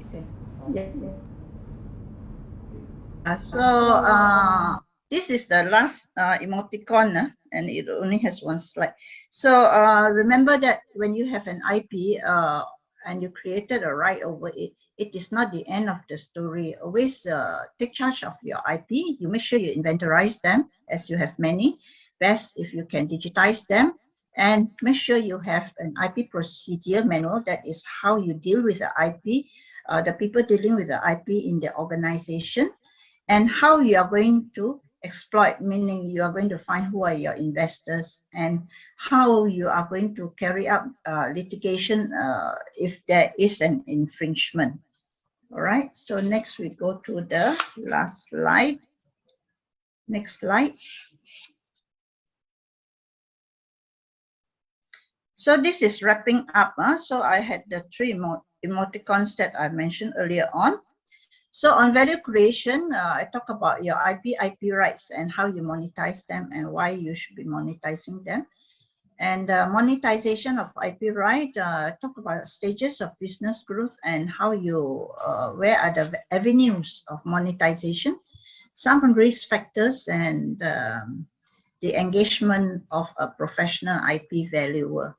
The last emoticon is actually about in-house and legal protections of your IP rights and how you want to exploit your IPs. So with that, I go on to the next one. Yeah, so with that, I thank everybody for your ears and eyes, I hope. And I thank the organizer again for the invitation. So back to Pak Triono. Thank you. Dato for sharing with us the material. I think it's very interesting to see how IP can be created and then IP can be monetized, and finally the systematic maintenance of value of the IP. A couple of things that probably we would be asking during the panel discussion later on is the experience of Malaysia, and of course I think to a certain extent there is a contribution of the governing law, being the common law, have a lot of benefits compared to probably the rest of the region that probably subscribe to a different governing law. We'll talk more about that later on. I think in the interest of time, let's go to the last speaker from Indonesia, last but not least, Pak Budi Martokusumo. He is a partner of RSM Indonesia, an appraisal firm, and then he is also the Senior Managing Director of PT Penasihat Investasi Indonesia, partner in the KJPP Martokusumo Prastyo and Rekan, and also he's currently sitting at the Board of Advisor to the Antam TBK, one of the prominent Indonesian listed mining companies, and also Managing Director of the RSM AAJ Associates. Educated at the Oregon University with a master's degree from NYU Stern Business School. Has been actively in the MAPI, the Indonesian Society of Appraisers, also actively contributing to the Indonesian Valuation Standards Committee and Indonesian Investment Advisors. Without further ado, I would like to invite Pak Budi Martokusumo for his presentation. The screen is yours.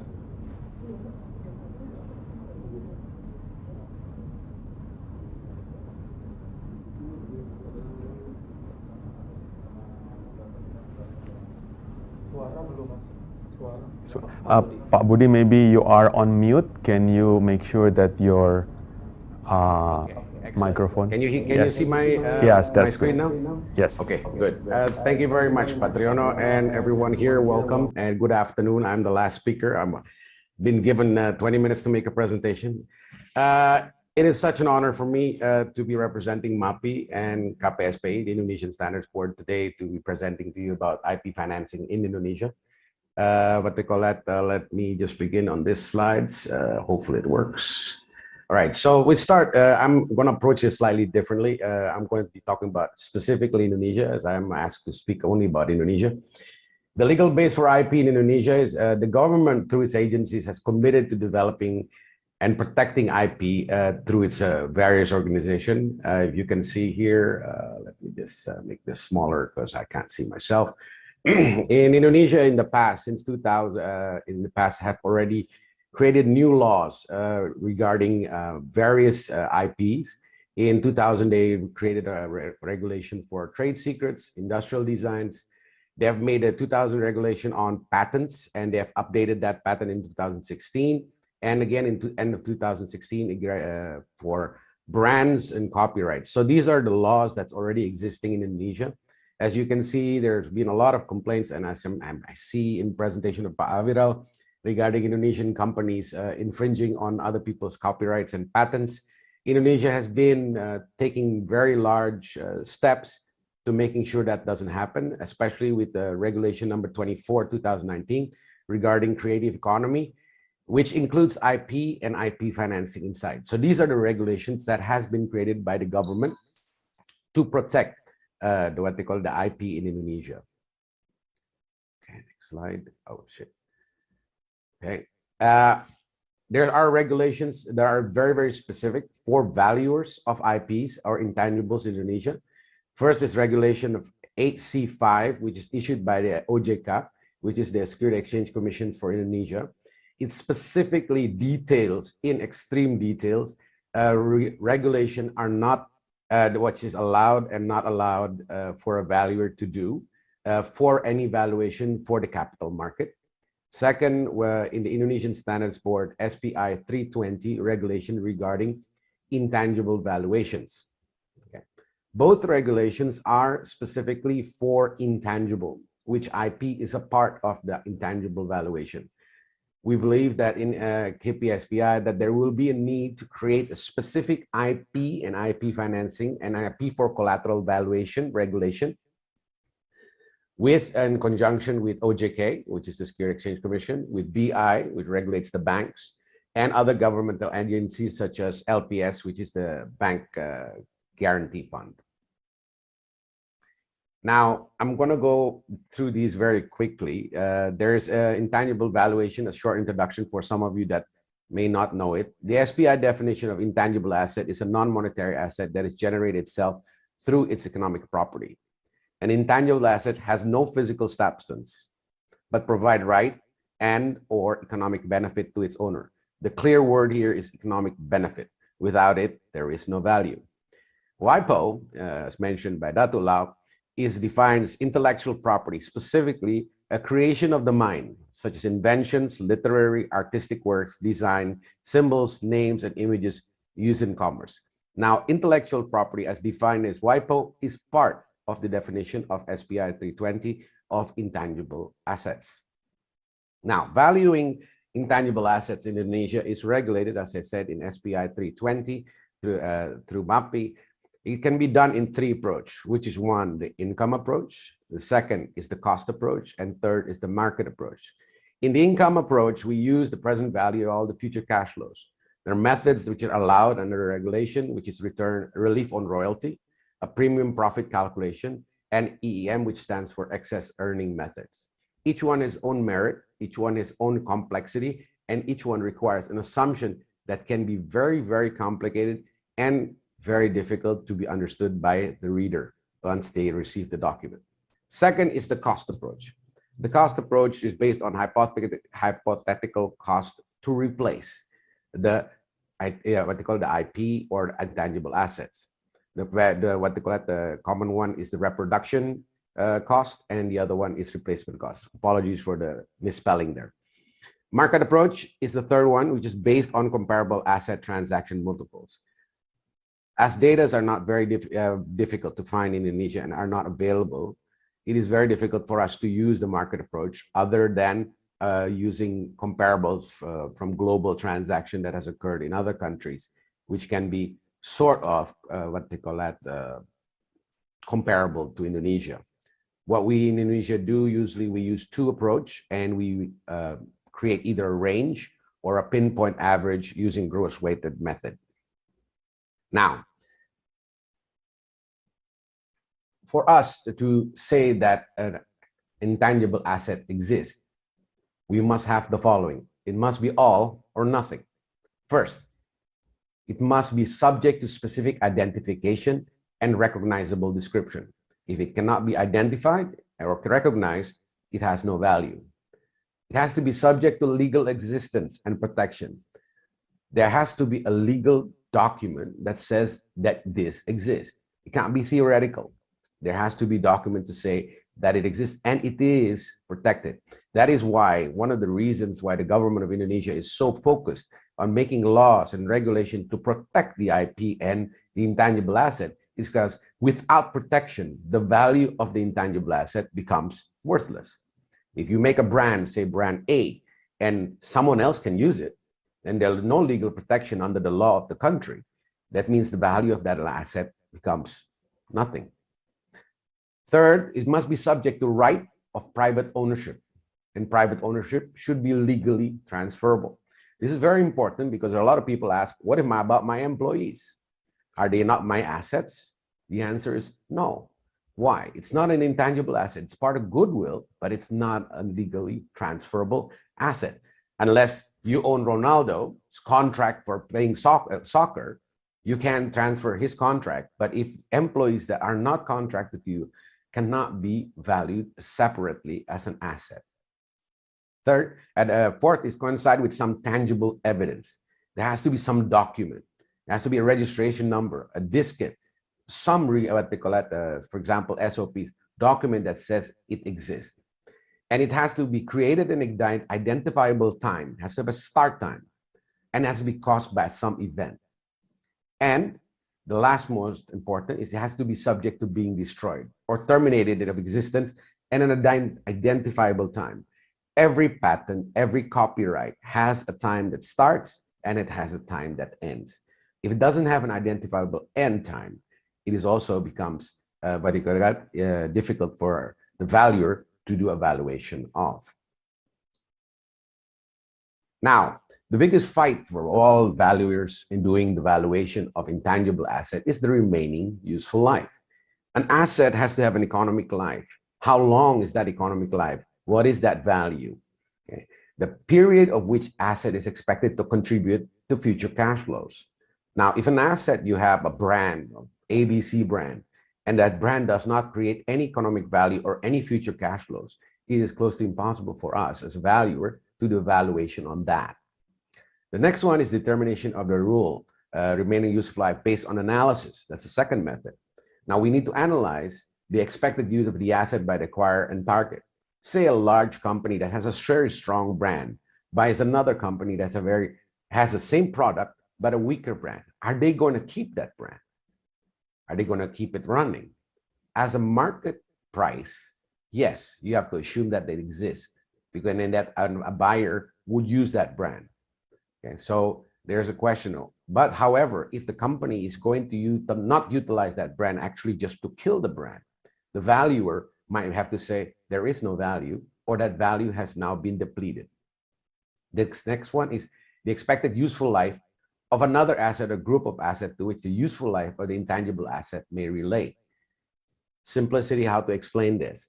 For example, AS400 computers from IBM, it changes every 4 to 5 years. Every 4 to 5 years, they upgrade their whole system and they hold their whole hardware. Therefore, you need to reinvest and work on the new hardware platform. Now, if you are valuing a software that works on an AS400 platform from IBM, you have to assume that every 5 years, you need to do a huge CapEx. And therefore, the expected life is the turn of that product or the hardware that utilize that software.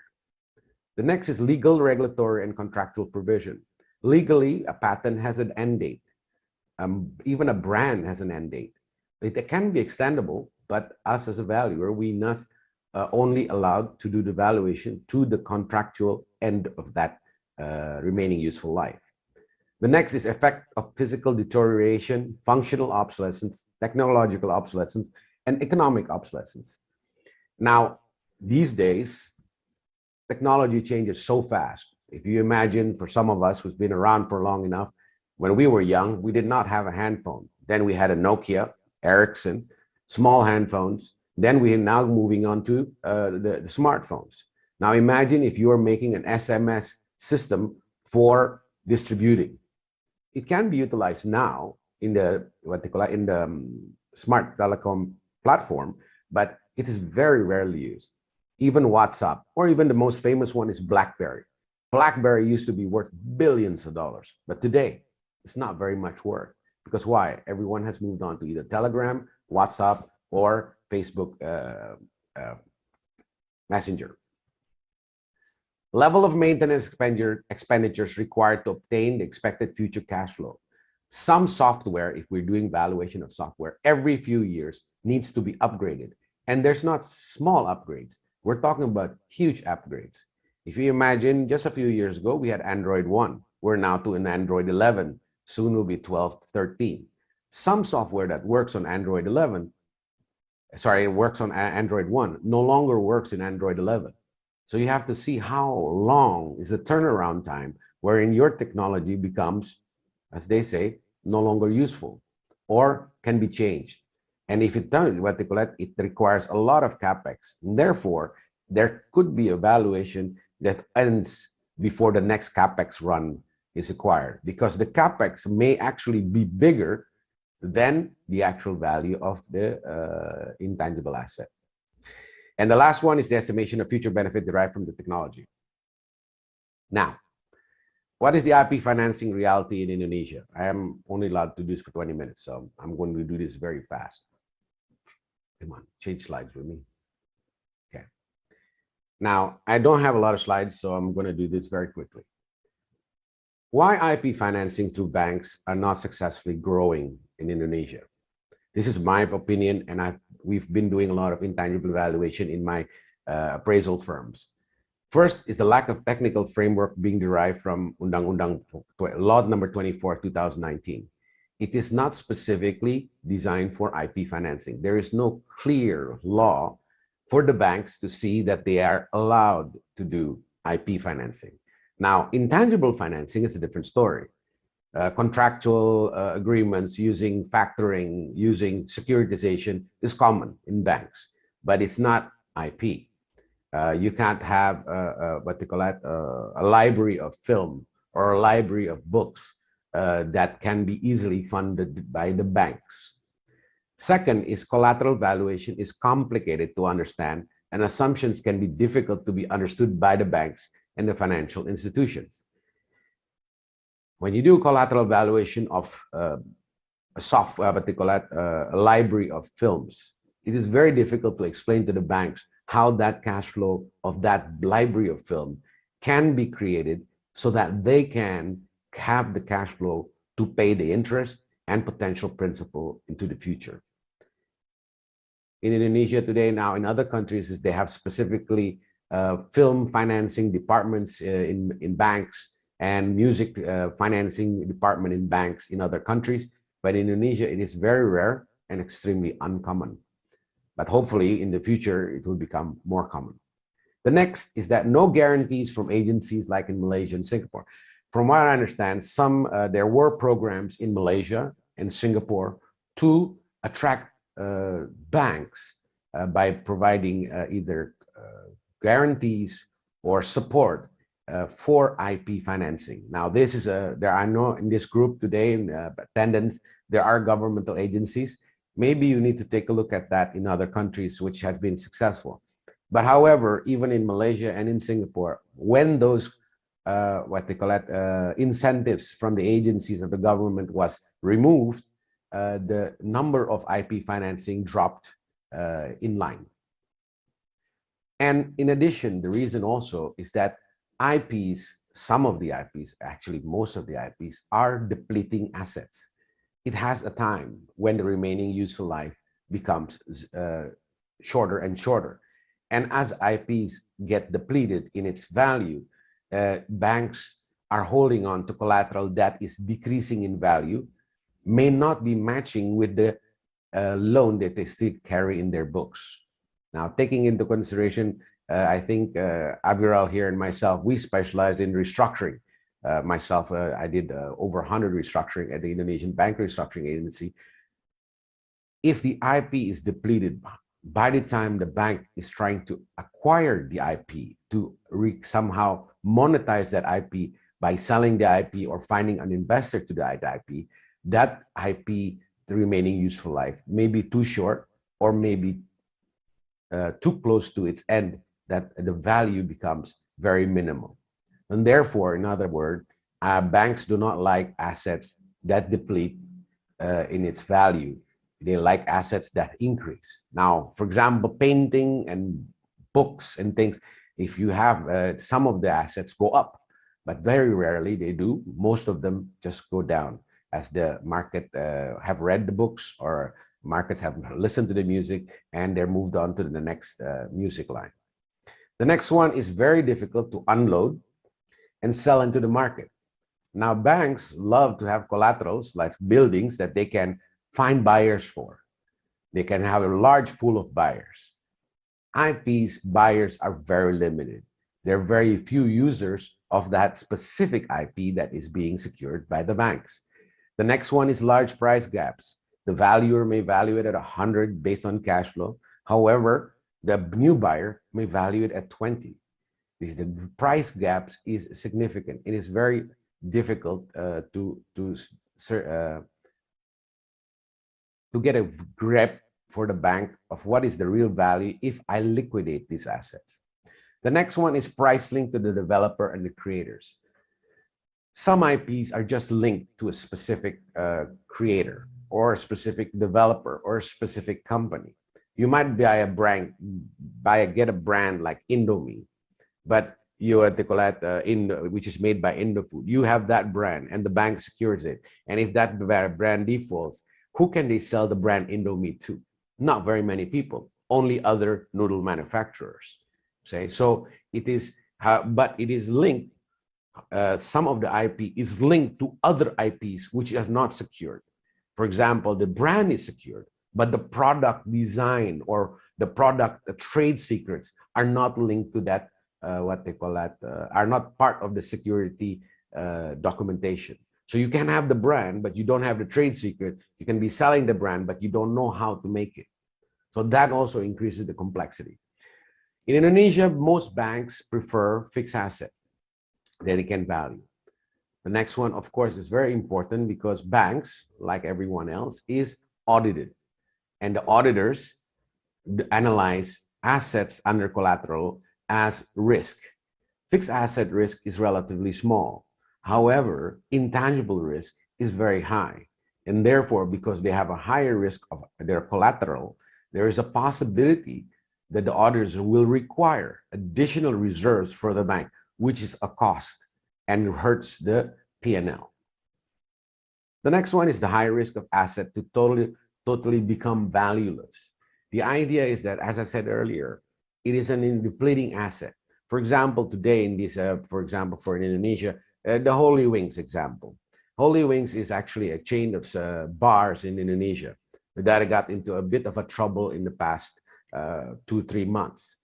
What happens is their brand used to be very, very strong. They were opening bars in many cities, in many locations throughout Jakarta. And it was always a very, very, what they call it, hotspot.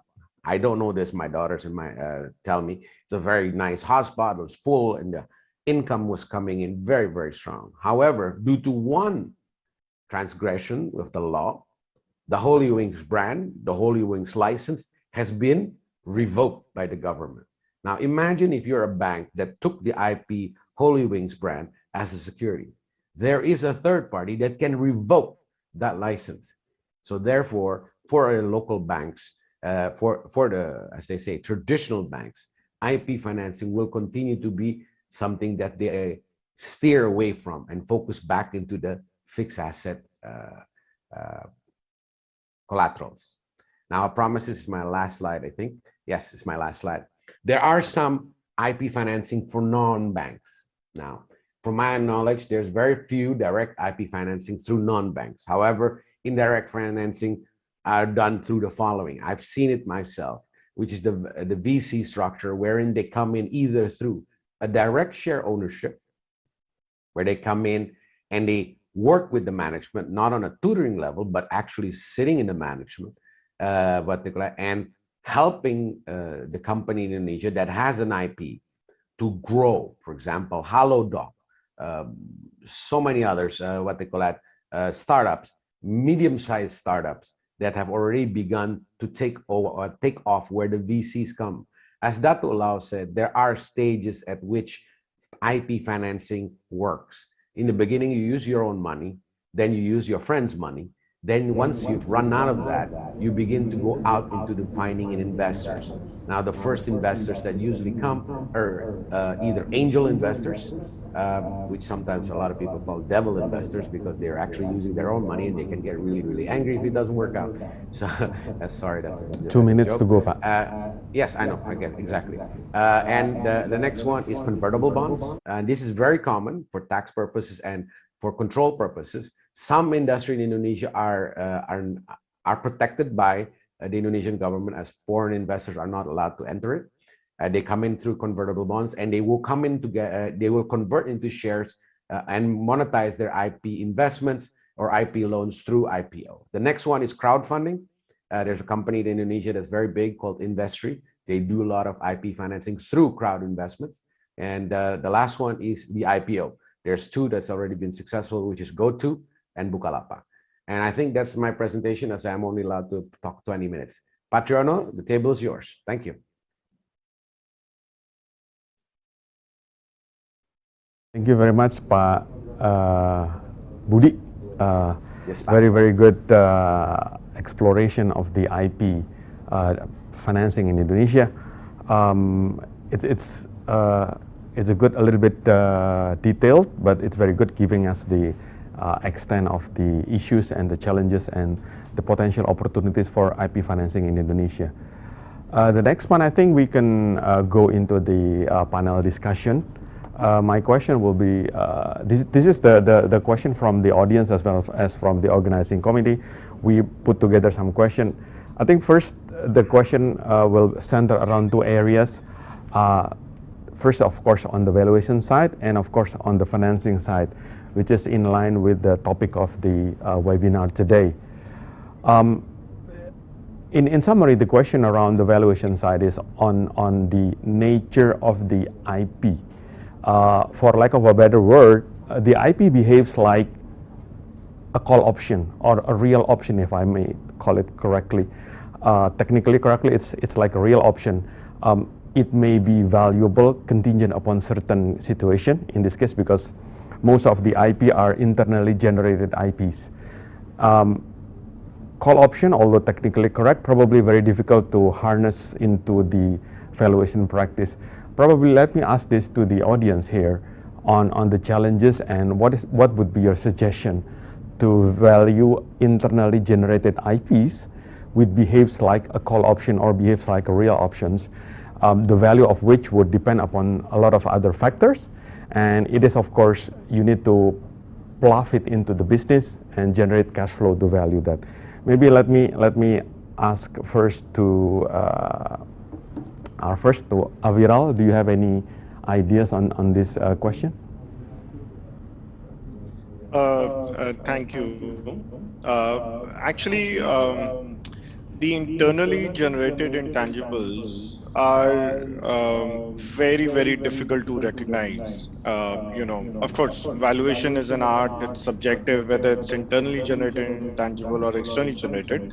But more importantly, I think what we've seen in the past, if let's say a company is acquiring a certain set of intangibles or a certain IP, there is a transaction backing that value, that price at which the transaction took place. And 9 or 10 times, assuming it's a arm's length transactions, right? There are two parties, willing buyer, willing seller, selling a particular asset that at least gives a certain benchmark of the value of that IP asset.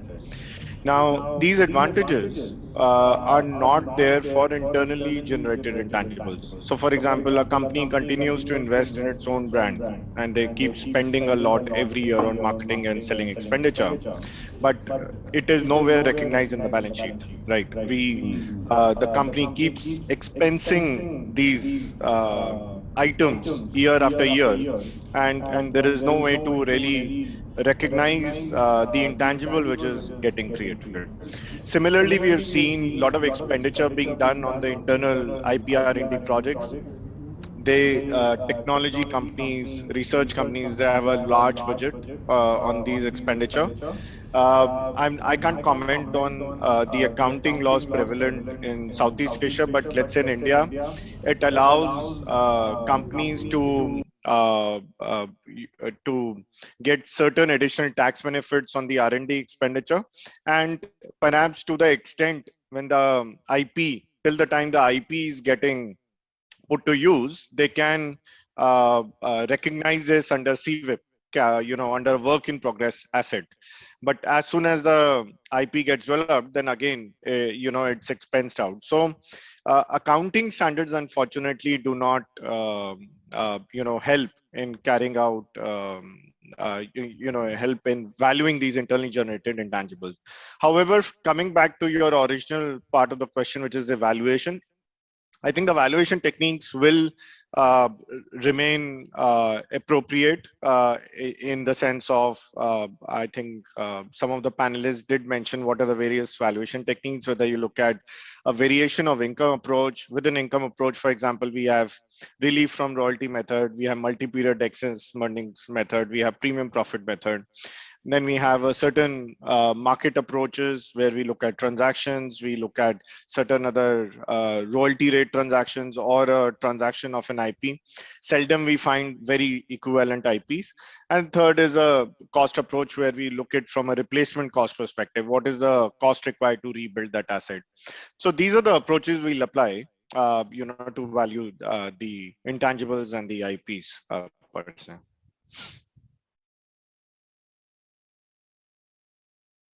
Have any say about the internally generated intangibles which are valuable but very difficult to value? Any idea on the tips to the appraisers here? Well, Avril has actually put everything in the correct perspective as far as internally generated IPs are concerned. They are not recognized in the financial statements of that particular business. However, when it comes to valuation, once it's generated and kind of producing an income stream, that particular income stream from that particular IP can be identified usually by the business and call for a valuation. So internally generated IPs are not recognized in the financial statements. But I think that's the general practice, because most of us are also looking at into the international financial reporting standards.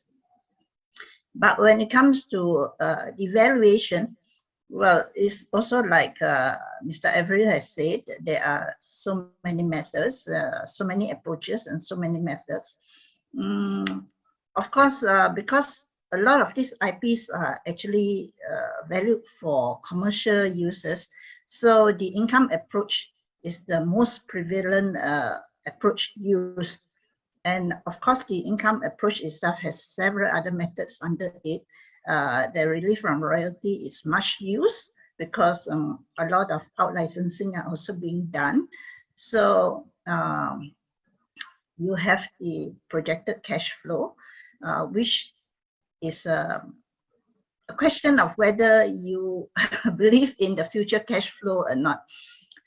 So there is much caution as a valuer.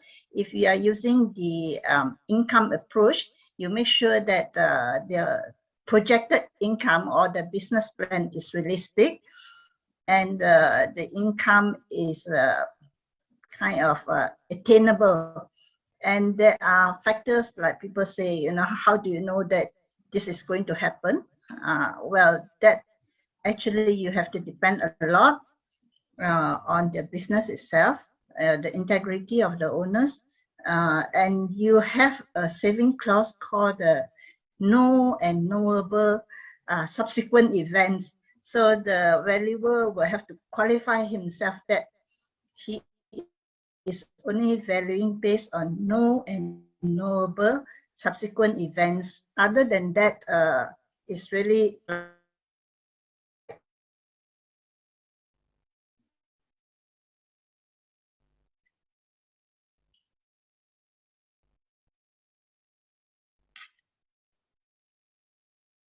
Okay. I think we momentarily we lost Dato, but I think we get the idea.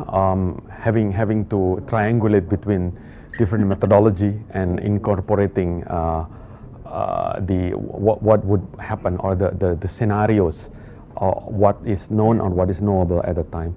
Pak Budi, maybe you have any idea, any suggestion on the evaluation of internally generated intangibles? Yes, as I mentioned earlier, there are three methods we can use, but the market approach is for internally generated, it's a bit more difficult to utilize. I think the easier ones is, as Dato' Lau and Mr. Aviral said again, which is the income approach. But the income approach is determined on how long is the remaining useful life of the asset, and how protected is it, and how marketable is it. The company always says, wow, we generate this product and everybody wants it. The question, is it a reality? Is it something that people actually want? Is there a demand?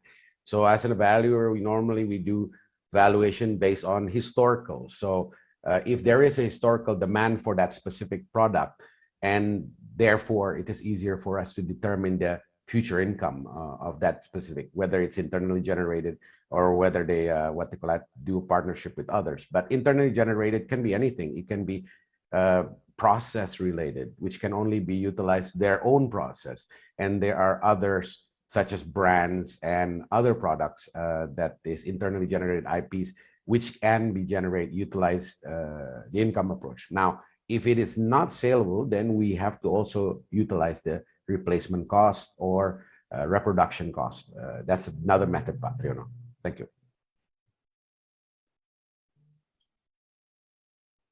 Let me transition to the next question. I think a lot of audience has been asking about the financing part of it. Aviral have give us a very good examples of David Bowie, a big fan, on how to monetize and how to raise financing based on that.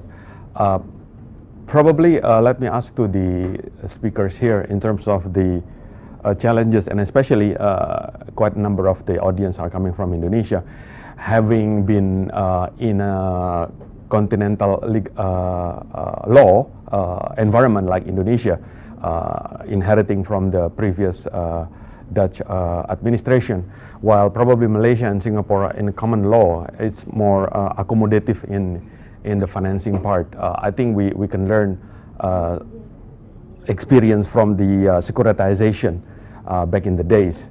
Maybe we can ask the audience here about the what would be the challenges for the conventional banks to participate in financing the IPs, and probably if probably conventional banks, probably we cannot expect them to be very significant in contributing to the financing. What will be the alternative financing available, and who they might be? Maybe I'll start with Aviral. Maybe you have some idea about this financing challenges, and especially on taking this as a collateral. Go ahead. Right. Thank you.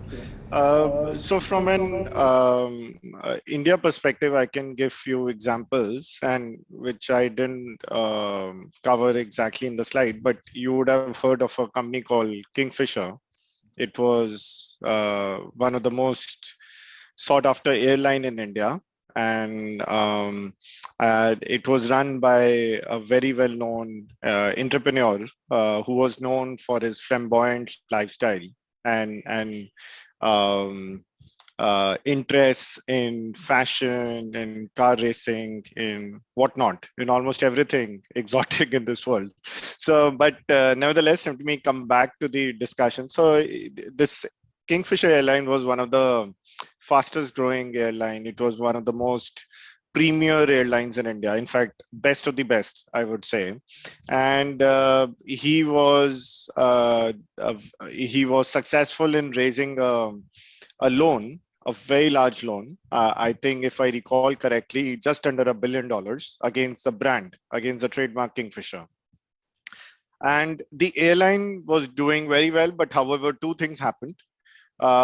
He became very aggressive in making acquisitions. So he made a very aggressive acquisition of a loss-making competitor, Deccan Airlines at that time.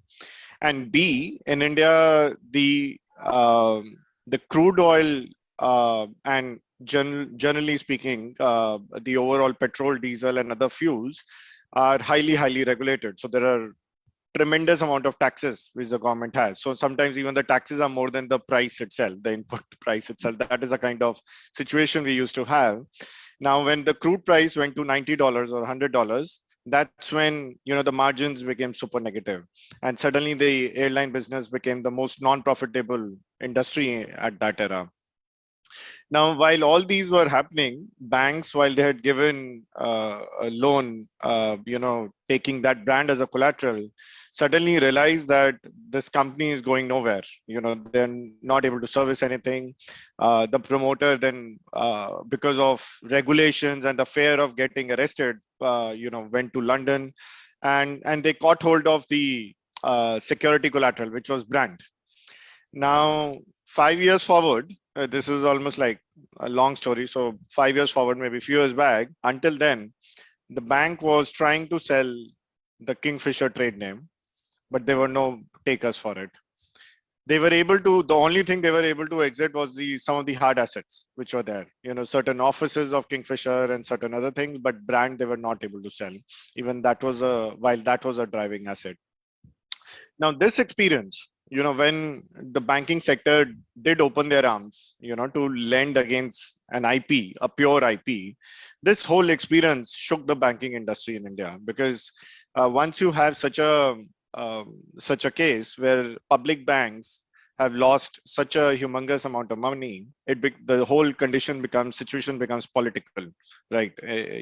So lately, what we've seen in India, at least, and that's what I tried covering in my slide, the banks look for a lot of safety cushions when they have to lend again in a business which is purely IP driven business. They look at higher LTVs loan to value ratios, maybe 1:2, 1:3.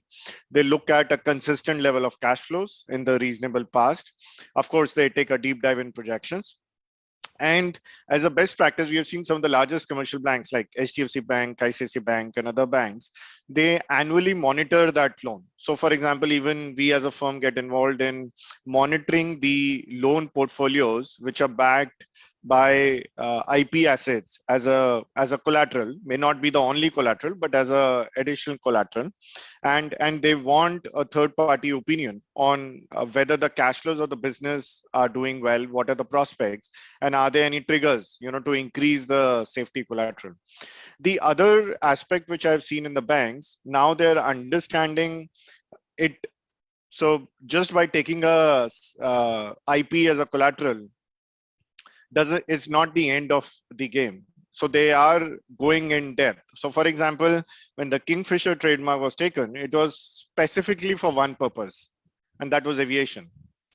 Now today we have the same trademark being used for F&B, food and beverages segment, but the banks don't have access to that use of the brand, which is getting monetized by the company, by the new owner. They're still monetizing that brand, but the banks don't have access to that. So, so the use of the brand, what sectors are we talking about? What products are we talking about? What geographies are we talking about? What exclusivity rights are we talking about? All these ancillary sort of economic privileges become very important. When banks have to look at these IPs. So these are the few things I thought I'll just add to the ongoing debate, and the debate continues. Even today in India, I'm part of the Committee on Intellectual Property in one of the largest industry associations, CI, in India. Even today, all of us together are figuring out how to convince the government, how to convince the banking industry to get back to taking IPs as a direct collateral. But I think we are evolving, but it's going to take some more time. To Aviral, in the Indian experience, do you have the alternative specialized financial institutions which are more sophisticated than conventional bankers who can work through this kind of specialized structure of financing?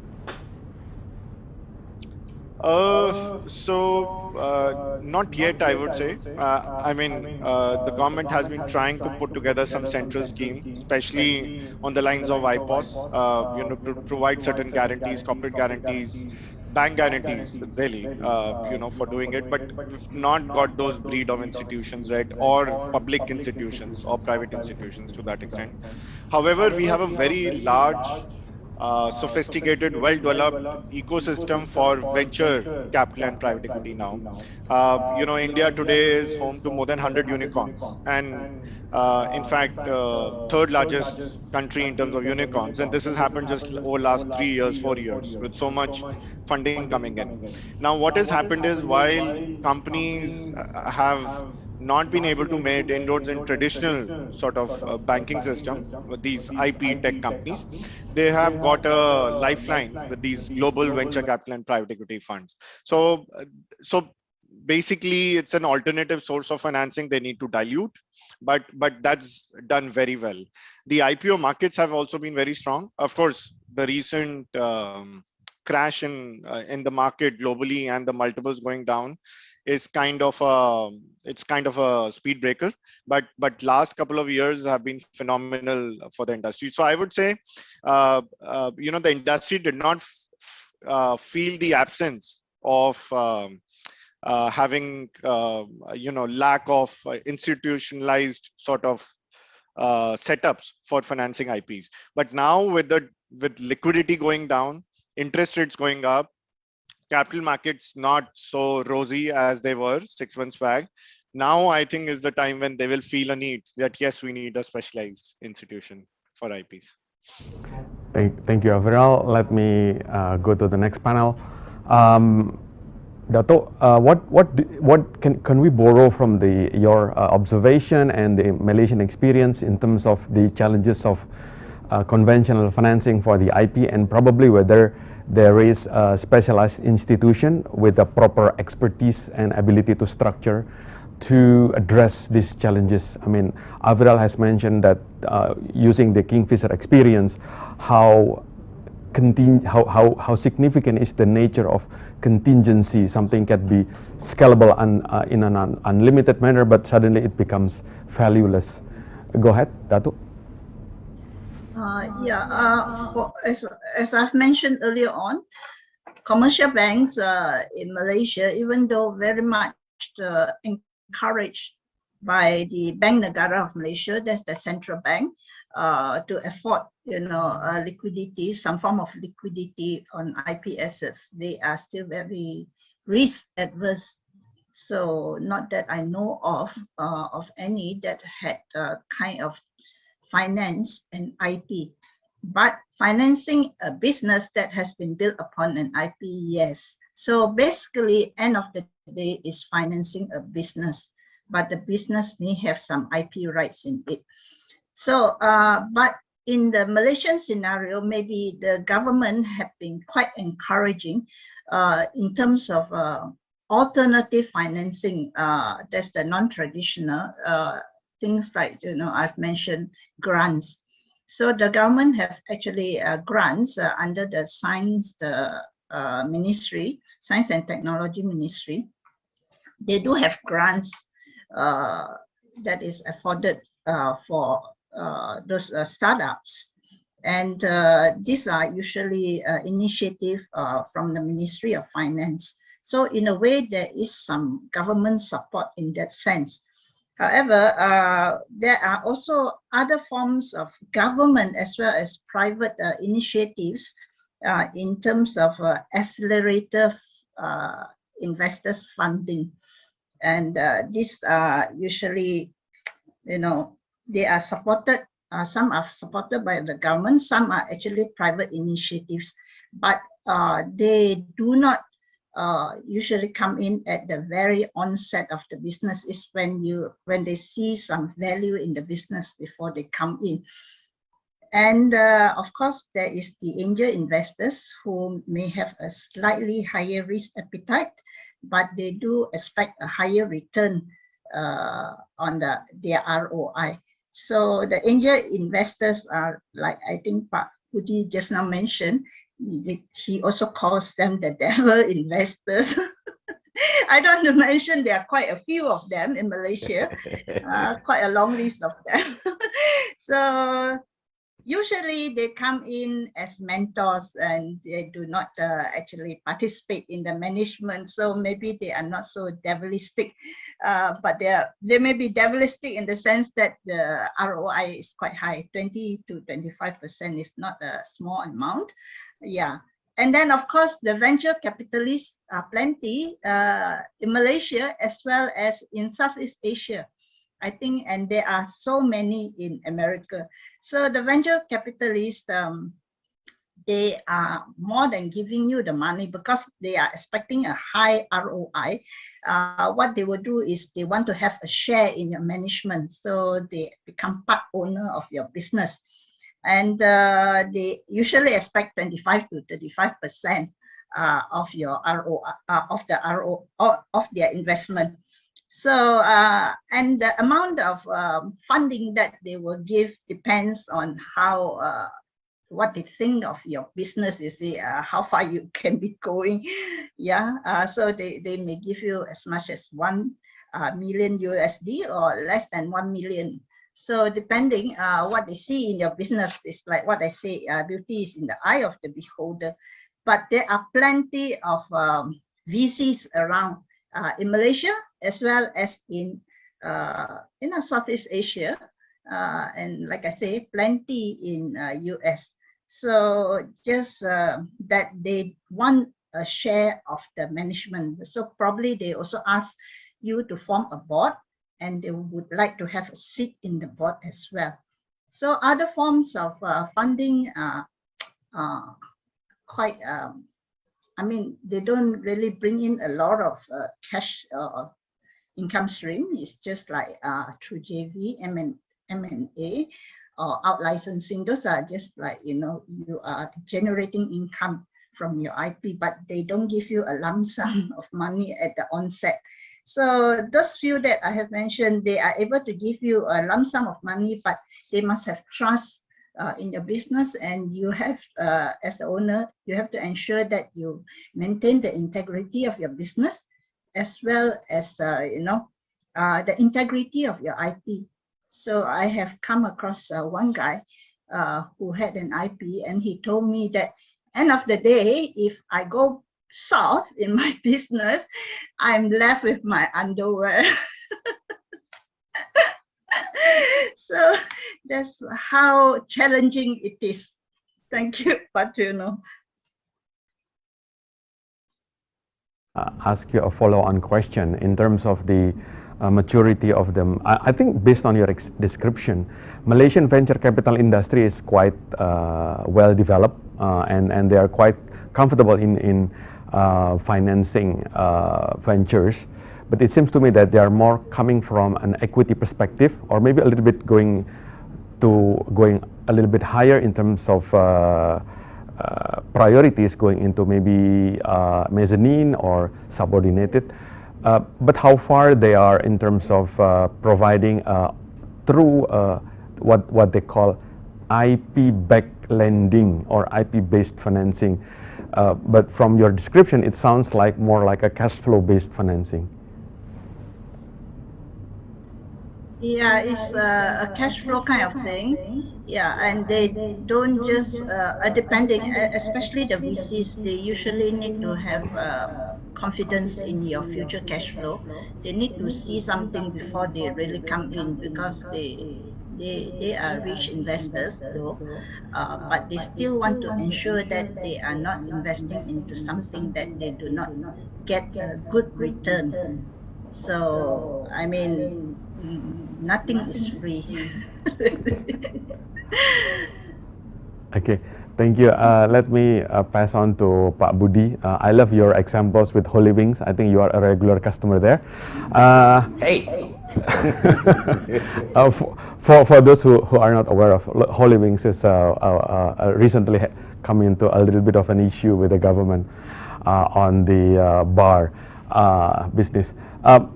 Pak Budi, what is your experience in terms of Indonesian banks' comfort level to finance IP as a collateral, and whether you also, in your experience, you are looking into the venture capital willing to lend upon IP in whatever form of security claim or collateral seniority?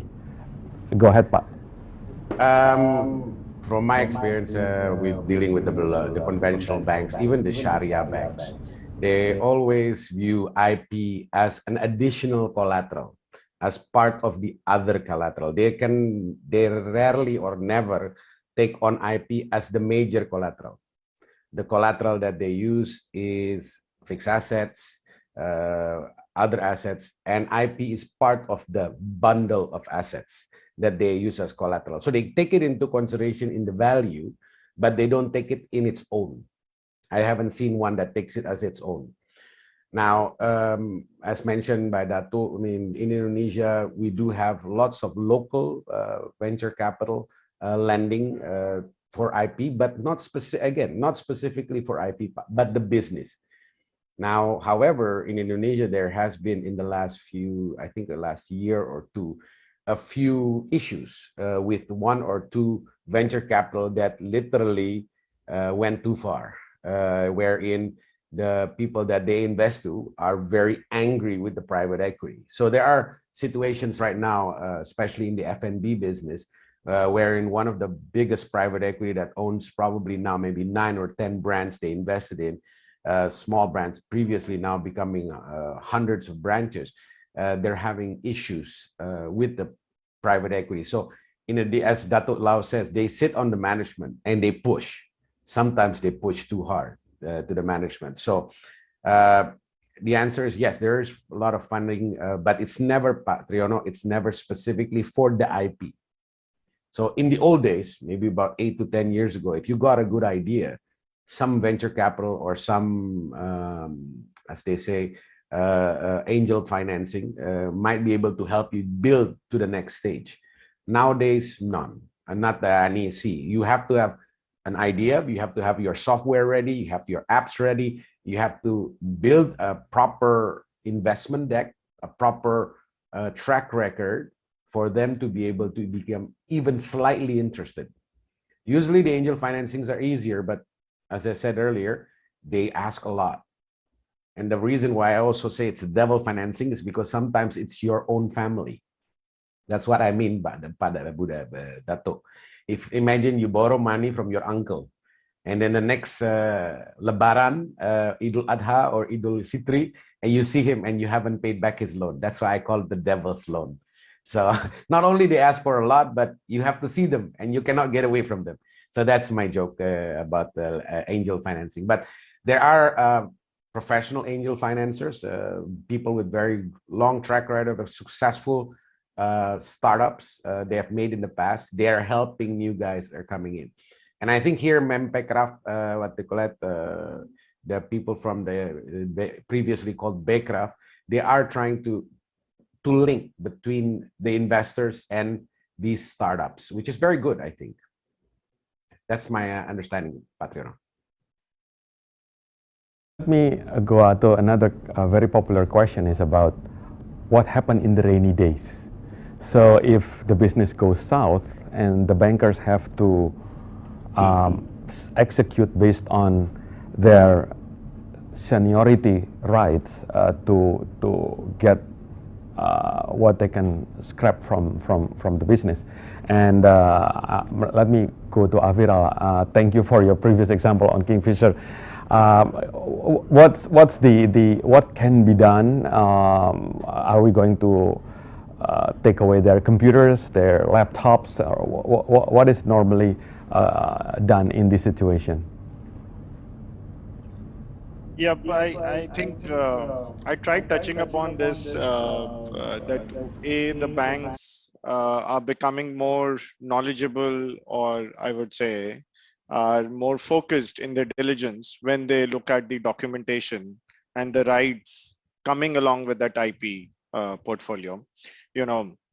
Whether it's got to do with respect to the use of those rights, the life of the asset, then the registrations, your geographic limitations, if any, exclusivity limitations, etc., etc. So, the typical, the full set of economic conditions driving the value of the asset. Number two is making sure that they have an agency to monitor it, because banks are banks. I mean, they're not in the business of running a business, and especially getting into IP, getting into the shoes of a company which has developed an IP and then run a business on that. I mean, banks are not in that business at all. So they need specialized support. One is, of course, the monitoring part of it. And the second part is to figure out, the right time of exits, whether it's, so before the default takes place, if the banks understand that the asset isn't doing well, then what is the right time to figure out a solution, whether you take additional collaterals or you actually try and exit the loan, try and make sure that the business finds some other lender, or do a settlement and just step out. So I think these are a couple of things which we've seen in the past, how banks would get into this. The other thing practically which I've seen, if of course, sometimes these public institutions are so large, they're not able to visualize and project that the stress is coming in. And it's only when the shit hits the fan that's when they really step in and try and understand what to do. So we have seen lately the banks are having conversations with the competitors, in the same field, in the same industry, and before the brand dies, to check whether they'll be interested in acquiring that. Again, success stories, I would say very few, because competitors relish that moment, right? They know that this brand is going out of distribution. Why should I pay $1? Rather, I'll increase my own spending and increase the dealer incentives to push my product at that time. So it doesn't work. The other aspect which I've seen, which doesn't really is applicable for distress situations, but more on a growth situation side, we have seen emergence of certain platforms especially D2C platforms. Like you have the likes of Mensa brands, and some of the global names are in India now. They are aggregating smaller trademarks, smaller brands, and creating a portfolio out of this 30, 40, 50, 80 brands in their portfolio. Maybe those brands are doing $1 million to $5 million sales today. They're investing in them, taking it to the next level, which is 20, 30, 50 million, and finally maybe making exits, at 70, 80, 100 million. Of course, not all of these brands will be successful. So that's another platform which has emerged. And my sense is that if these platforms grow, they will also start getting into the distress side as well, especially for the brands which can be revived, which can be taken to the market in some form or shape. So those are my thoughts. But yes, I think as other panelists and Budhi was mentioning, seldom we see brands getting comfortable with purely IP as a collateral. It's always used as an additional comfort, additional safety cushion. And if they were to do a pure direct collateral, I think the documentation will be quite heavy. Yeah. Before I move on to Pak Budi as the panel for the same question, seems to me that both Indian experience and Malaysian experience, they both have a good ecosystem of innovators, and also the venture capital industry is quite quickly catching up with the more developed Western venture capital industry. But still, on the financing of the IP, it's still a lot of area to catch up. Let me ask for the Indonesian experience, Pak Budi. What would happen if the IP-based financing goes south and the banks need to execute the collateral? What can be done, and how can we make the bankers quite comfortable if they are interested in participating in this kind of financing? Okay, so like all banks, all assets in the banking system, if you want to get out of it, you need to go through the auction system. So, or to find a potential other investors to acquire the assets. It is very difficult, but the pool is very small. And as my favorite professor at my university said, as Aviral said earlier, there's nothing better than a dead competitor. So they will dance on the grave. So they say, hey, this brand is gonna die. Would you like to buy the brand? No, or accept if it is a different brand. So there are, you can see in Indonesia, many companies now, what they call multi-branding, like the famous MAPP, Mitra Adi Perkasa. They have like 20 brands. These guys are interested. They might be interested. But again, if they already have a brand in that specific area, I do not think they will be acquiring more brands. But there are companies now in Indonesia, I think about, there's like 4 or 5 that I know of, which is right now acquiring brands. And so if the banks have a default in that area, they might be able to talk to them. But however, a brand in itself is sometimes useless because the brand is good, but you also need to have the trade secret to make the product. Imagine if you own the Kentucky Fried Chicken brand, but you don't know how to cook the Kentucky Fried Chicken. You have a problem. So therefore, sometimes, and as Aviral said, the documentation, if it will occur in Indonesia, will be very complicated. I mean, it has to be a chain of products. So you need to know the trade secrets. You need to know how to make the chicken, and if you and the brand.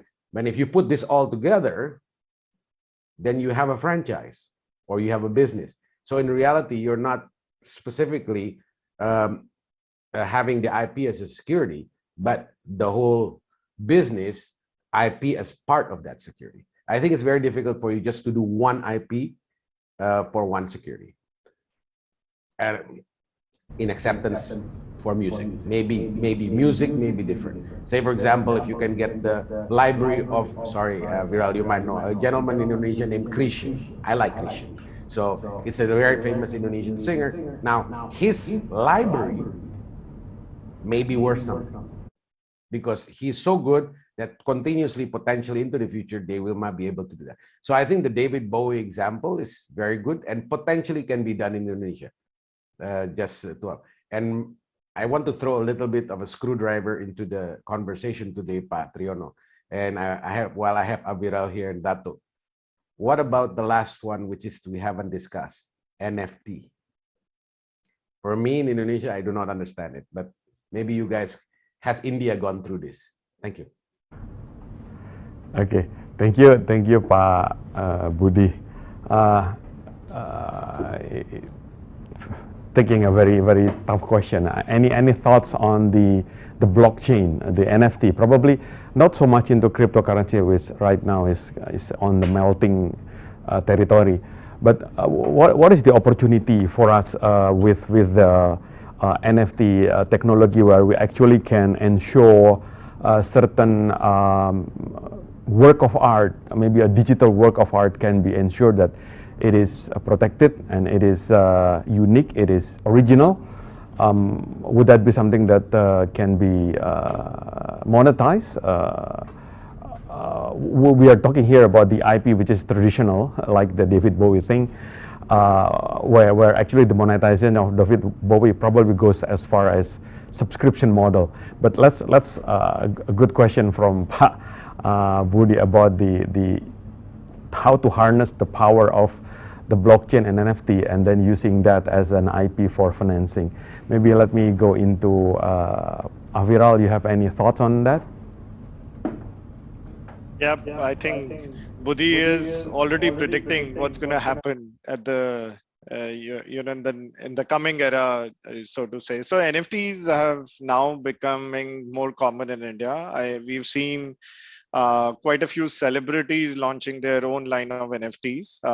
You know, what does it mean? I mean, let's say if you have some artistic product, you have images, you have songs, you have some videos, some special moments, you want to use the blockchain technology to ensure that that is the authentic sort of a piece of art, which you can then digitally, sell a limited pieces, or control the use and the sales of that art piece. So right now what we are seeing is there are a lot of startups which have come up. So for example, a startup has come up capturing specific cricketing moments. Now cricket is a sport in India which is really, everyone follows it. So so they're trying to capture certain old batting shots, which are the most famous shots. For example, they're trying to capture the new upcoming stars. For example, Virat Kohli's or Sachin Tendulkar's, some of the cricketing stars we have, they're, iconic styles of batting and certain shots in key matches. Similarly, you have celebrities doing that, for some of their artwork, Bollywood celebrities, movie celebrities, etc. So we see this ecosystem developing very fast.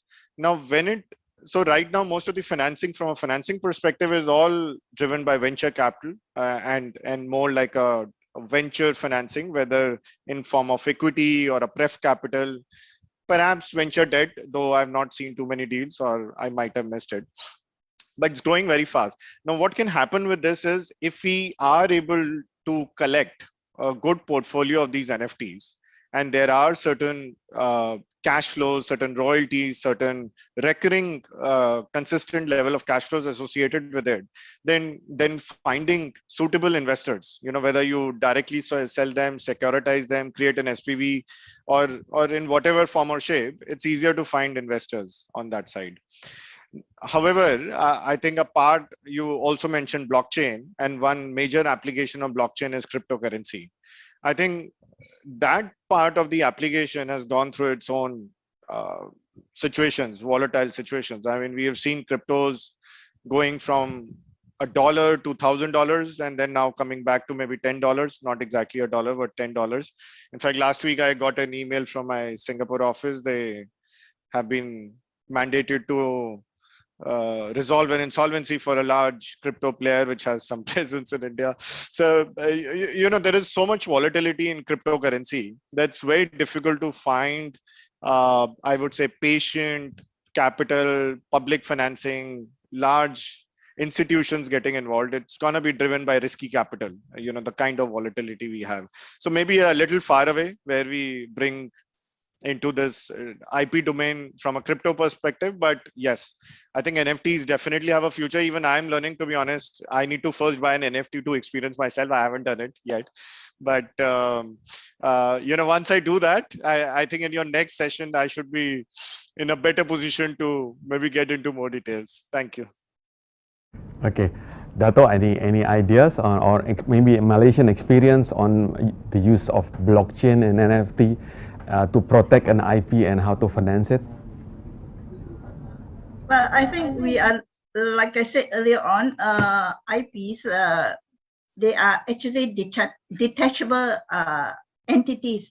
So I would say the blockchain maybe is a medium of presenting or a platform.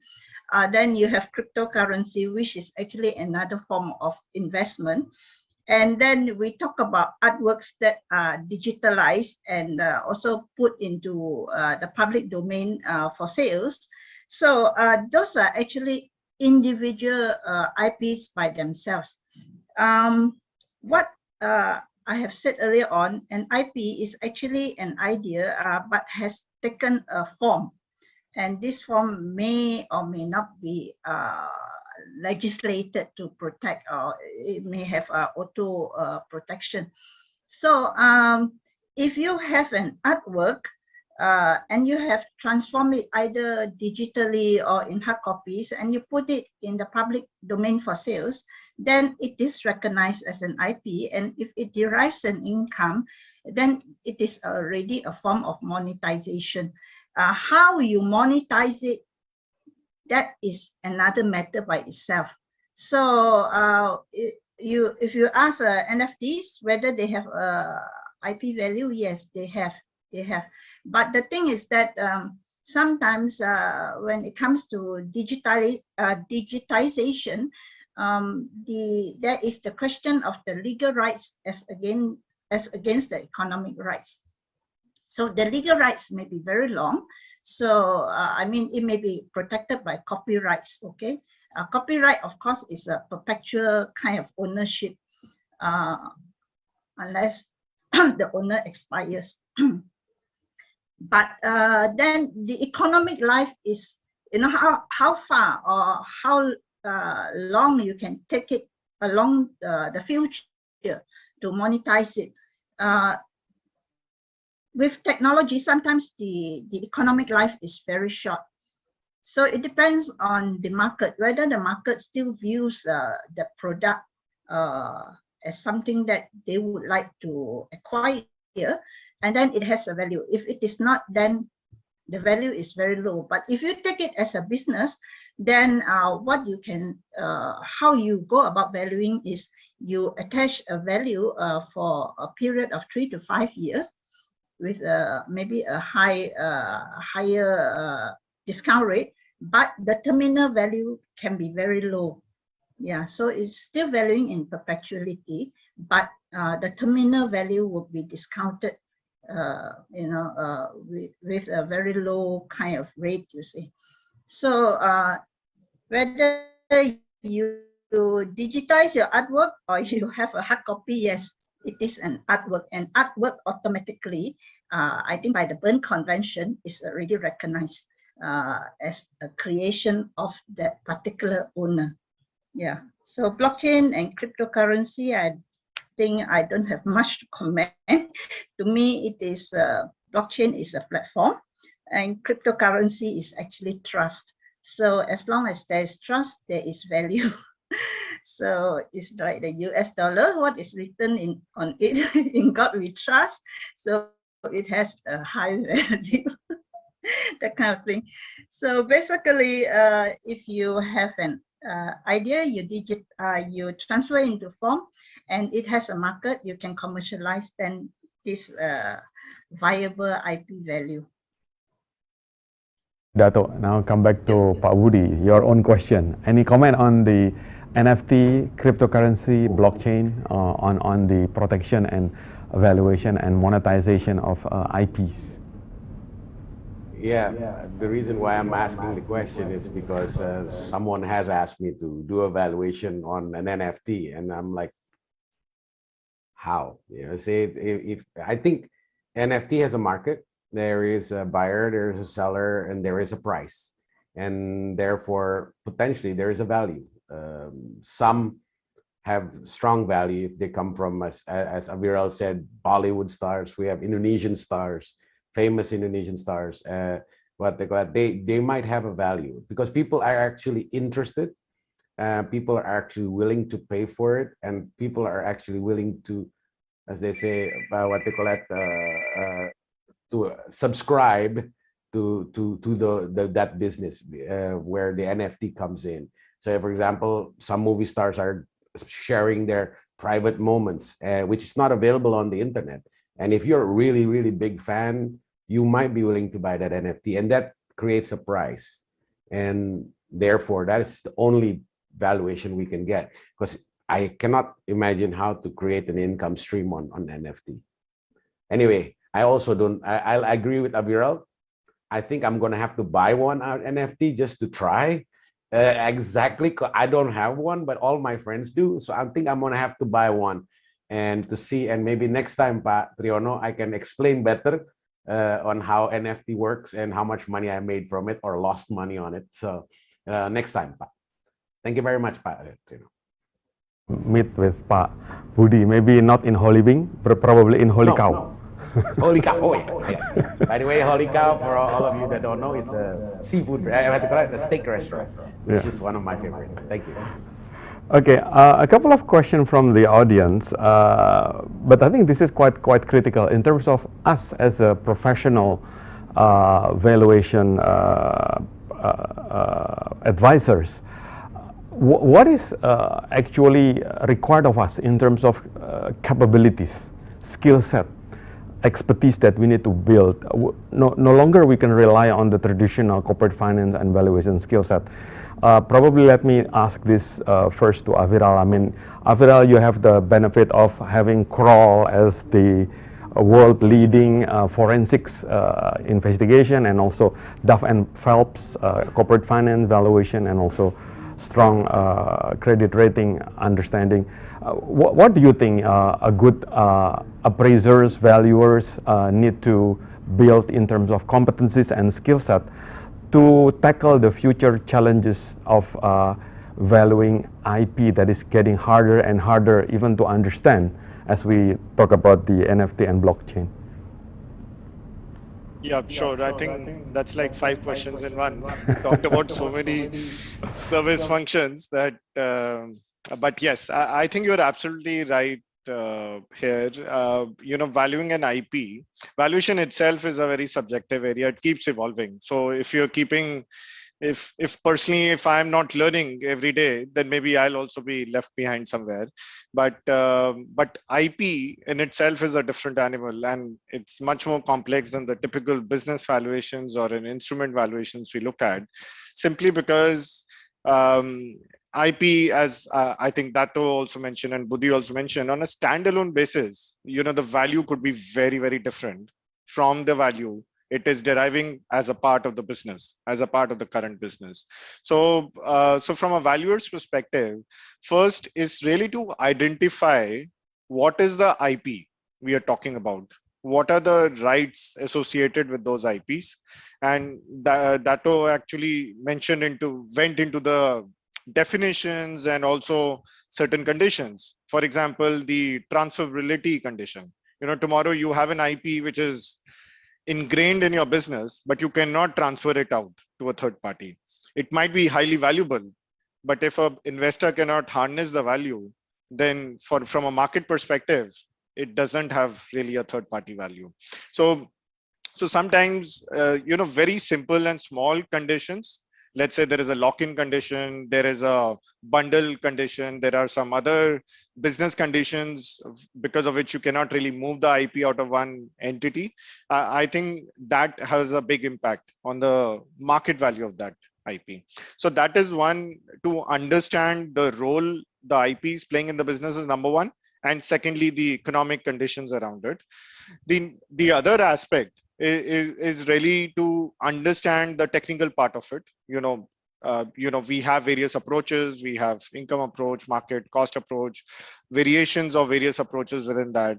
Of course, I think as valuers, it is an understood or it's an assumption that we'll be good at applying those approaches, but seldom you will find you can apply all the approaches to an IP.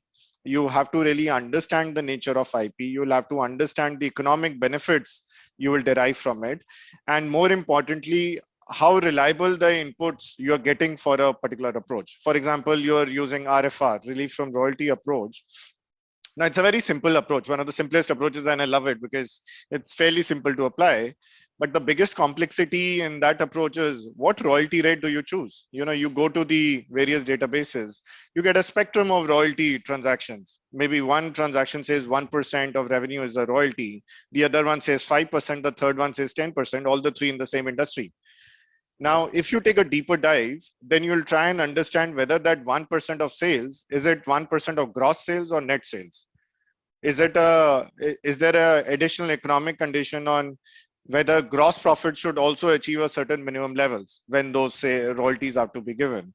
So if so the devil lies in the details. So if you get into details, you'll find that while you felt that you've got good transactions, the transaction might have its own nuances.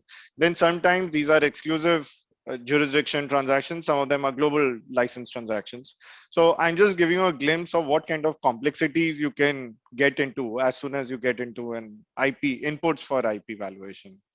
The other part of the story is really to understand the business and have a corporate finance or a transaction cap on your head as well, because sometimes we are, as valuers, I remember my own times, we used to love Excel, right? We used to get numbers in Excel. You have these trends, you pull the data in, growth, margins, trying to put as much pressure you want to put on that Excel to get the desired outcome, right? And Excel will give it up. You run so many scenarios that you'll get, yes, this is the range. The problem is, as soon as you want to convert these Excel numbers into ground reality, into market reality, so the test of that Excel is, do you have a willing buyer for that? Do the investors outside in the market also believe in the story which you're trying to sell or which you have built in Excel? And that validity is the one which brings a lot of credence to the analysis. So you need to do triangulation. I think Dato mentioned about it. You need to triangulate the approaches. While we do not have IPs, let's say directly trading in the market, we need to look at precedents. If let's say a transaction took place in the same industry in the recent years, what is the kind of role that IP was playing? What is the brand revenue multiple, for example, or what is the kind of business that's being generated? Who are the market participants? So you need to look at the business, the landscape, and then get comfortable, with the underlying numbers. So it will require, a little bit on, I would say, comfort on the marketability of that asset before you really opine. And the final part is a little bit forensic and investigations in nature, since you mentioned about my firm, which is actually quite good in that. Typically, as valuers, we put a lot of caveats. We love putting caveats, right? We have not done this, we have not done an audit, we have not looked into, we can't verify these statements given by the management, etc., etc. But one large issue which I personally see is, the availability of fake substitutes in the market. You might have very good IP, you might be doing well, but it's only when you go to tier 2, tier 3 towns and figure out what are the substitutes in the market, because everyone knows metros very well.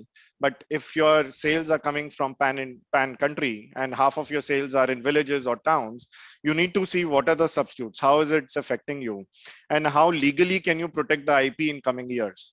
So that part, I think, usually as valuers, we don't get into. We think it's out of scope. Neither the client wants to pay and neither we have any bandwidth to pick it up. But that's a very practical side of it. And one needs to do this, a bit of diligence before getting comfortable. So these are the few aspects around it. I'll just take a 30-second and maybe share one example. This was few years back. Banks wanted to fund a brand, and the company wasn't doing well. So the company wanted to give its brand as an additional collateral. Banks hired us to do it. So typically, we run all these RFR approaches, multi-period access earning, cost approach, etc., which we also did. But before we did that, we actually we did a market survey. We we collated a list of cities in which that product was being distributed. We looked at the top distributors of those products, the wholesalers, middlemen, and the retailers. And then we did a survey, almost reaching out to almost 1,000 participants who are actually selling that product through various channels, wholesale, the middle guy, and then the end retailer, and try and collect inputs around the brand, around the availability, around the quality issues, around the service, customer service, etc., etc., etc. Now, while all those qualitative inputs came in, we realized that a part of the problem with that company was not with the product, but was with the availability and the turnaround on the customer service. So, and while you cannot directly apply it in your model, but yes, it helped us challenge some of the assumptions we had taken and also which the management had given, and then go to the banks. See, this is what the management scenario says, but these assumptions seems very optimistic given the survey results, and this is what the scenario analysis says. So these are the kind of things one can do to get more comfortable with your analysis and making it more robust and perhaps more reliable. Thank you. Thank you, Aviral. Dr. Lau, Aviral mentioned about the need to do due diligence on the market, a different kind of skill set that the valuers needs to have to properly value IP. You have any thoughts on that? Yeah, this marginally covered in one of my slides, due diligence. So in carrying out the evaluation, the very first thing is the valuer actually has to do a due diligence on that company and its IP that you are valuing. And the due diligence could also cover questions that may be related to the expansionary or the business plan of the company, and in details like where they are expanding to, and their projected income, and who are the management, and who are the person who are in charge of the particular IP, does he have a passion in it, things like that. And it also, due diligence also, you as a valuer, you ask questions like, what is the marketability, or where is the market for the particular IP that you are valuing? And also, who are the competitors? What is the market share in the particular jurisdiction that you are valuing? So all this put into the due diligence as a questionnaire. And it's like I say, the factors to be considered are not created by the valuers. They should be provided by the owner, the business owner himself. So never create your own factors for valuation. But as a valuer, you do have professional knowledge, and you can advise the owner, and you may be able to ask questions such as, if you are expanding at 30% per annum of your particular business, where are you expanding to, or is that a realistic figure when in the past you are only expanding at 5%? So as a valuer, you have to be professional enough to also look into the data that is provided to you and ask pertinent questions. And as a valuer, end of the valuation, you can have caveats, you can have limitation clauses. I think that is practiced everywhere in valuation sector. And to say that valuation is an art and a science, well, I think the art part is really like getting smaller and smaller in terms of percentage. The science part is getting more and more important. So it applies to business IP valuations. The science part is still very important. Look at the facts and figures of the particular business. Do not just make assumption that whatever is given to you is given to us as a valuer is always correct. Never assume that. That is really very dangerous. Yeah. So as to the methods and approaches of valuation, Mr. Avril has actually mentioned quite a lot. And I did mention a bit, especially on the income approach, because most of the valuation are related, or most of the valuations are related to business. So the income approach is really important, and really from royalty is one of the very favorite method of valuation. So there are factors inside there. You have to be very objective. For instance, the risk factor that is attached to the particular business. that you have to be very careful about it. You know, the weighted average cost of capital have to be reflective of risk as well. So I mean, as a valuer, I think what applies to the real estate valuation actually also applies to the intangible asset valuation. It's just that the factors considered or maybe the guidance notes are slightly different. That's about it. But end of the day, ask yourself whether the value, the final value, is kind of reflective of the market. Yeah, so I think the income approach is kind of the best, the most applied. Of course, the comparison method, there is a lot of weaknesses because IFRS 13, they were mentioned, I think, about things like, you know, you have to use level 1 inputs, which is for a business is really difficult. You really don't have an apple-to-apple comparison. Yeah, so that's why the income approach becomes the dominant approach when the business is already taking place.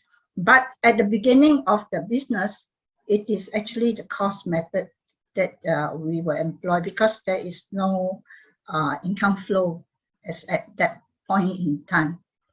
Yeah, thank you, Pak Jono. Thank you. Probably I'll give the last 2 minutes to Pak Budi on the challenges for MAPI members to expand their knowledge because the traditional valuation skill set is not enough anymore to deal with the challenges of the IP. They need to understand about the market, technology, legal, and so on. Your comment on that, Pak? Yeah, as an IP valuer or an intangible asset valuer, it is, as I always say, it is one of the most complicated and most riskiest valuation we can do. Because as a valuer and MAPI members, when we do a valuation, we must follow the regulation and also must be able to defend assumptions. Valuing IP is tough. As Aviral said, sometimes what looks good on paper may not be good in reality. So sometimes when I'm appointed to do a valuation, my first question is, do I actually know this brand? Or do I actually know the product? If I do know it, then I might be able to put in a proposal. So for members of MAPI, if someone gives you a valuation of a product you do not understand, or you do not know how that business actually works, or how that industry actually works, my suggestion is to find some industry expert to support you during your valuation. Because if not, as Aviral said, you may think that it is a good company, on numbers looks good, but that IP may actually be worthless because nobody actually wants to buy the product and you don't even know that. And that is why if you're doing an IP valuation in Indonesia, and if you do not understand the product or the industry, please get an expert that can help you. It might save your business. Thank you. Okay. Thank you, panelists. Thank you for your excellent presentations, and thank you for very enlightening panel discussion. Before I give back to the moderator.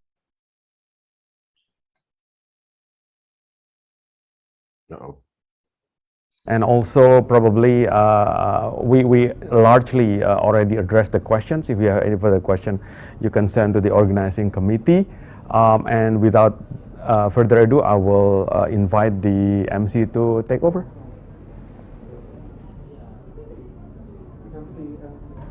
Yeah. Thank you so much, Mr. Triyono Sudirjo, and also our speakers, Mr. Aviral Jain, Mrs. Dato Lawesang, and Mr. Budi Marto Kusumo. It is such a pleasure for us to learn about intellectual property valuation for financing directly from the experts. We are looking forward to discuss more in the future. It's a very fruitful session today. Ladies and gentlemen, here we have the chairman of Indonesian Valuation Standard Development Committee who will be giving a closing remark. Please welcome Mr. Hamid Yusuf. Ya, thank you, Bu. Assalamualaikum warahmatullahi wabarakatuh. Dear all webinar participants, with the end of this webinar, we hope that the several topics discussed before can improve our insight as a valuer. This event was held as a part of the road to the 24th AVA Congress, which will be held in Bali on November this year. We, on behalf of the organizer, would like to thank all speakers, Mr. Aviral from India, Dato Lau from Malaysia, Budi Marto from Indonesia, and Mr. Triono as a moderator. Hopefully, all of our participants will be able to attend the AVA Congress in Bali.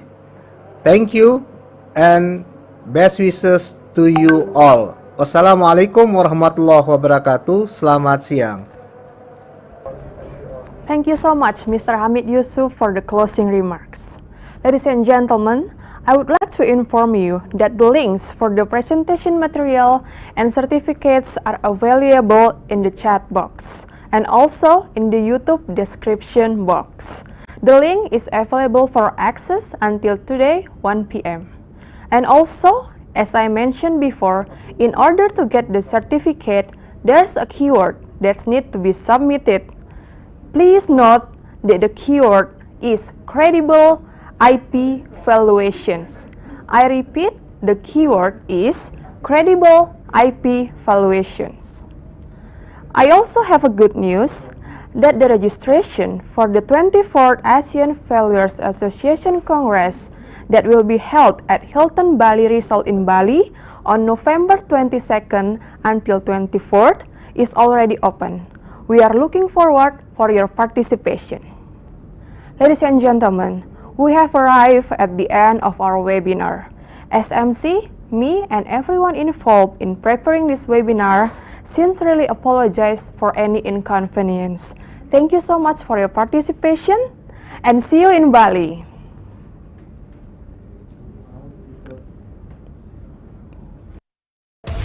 Thank you.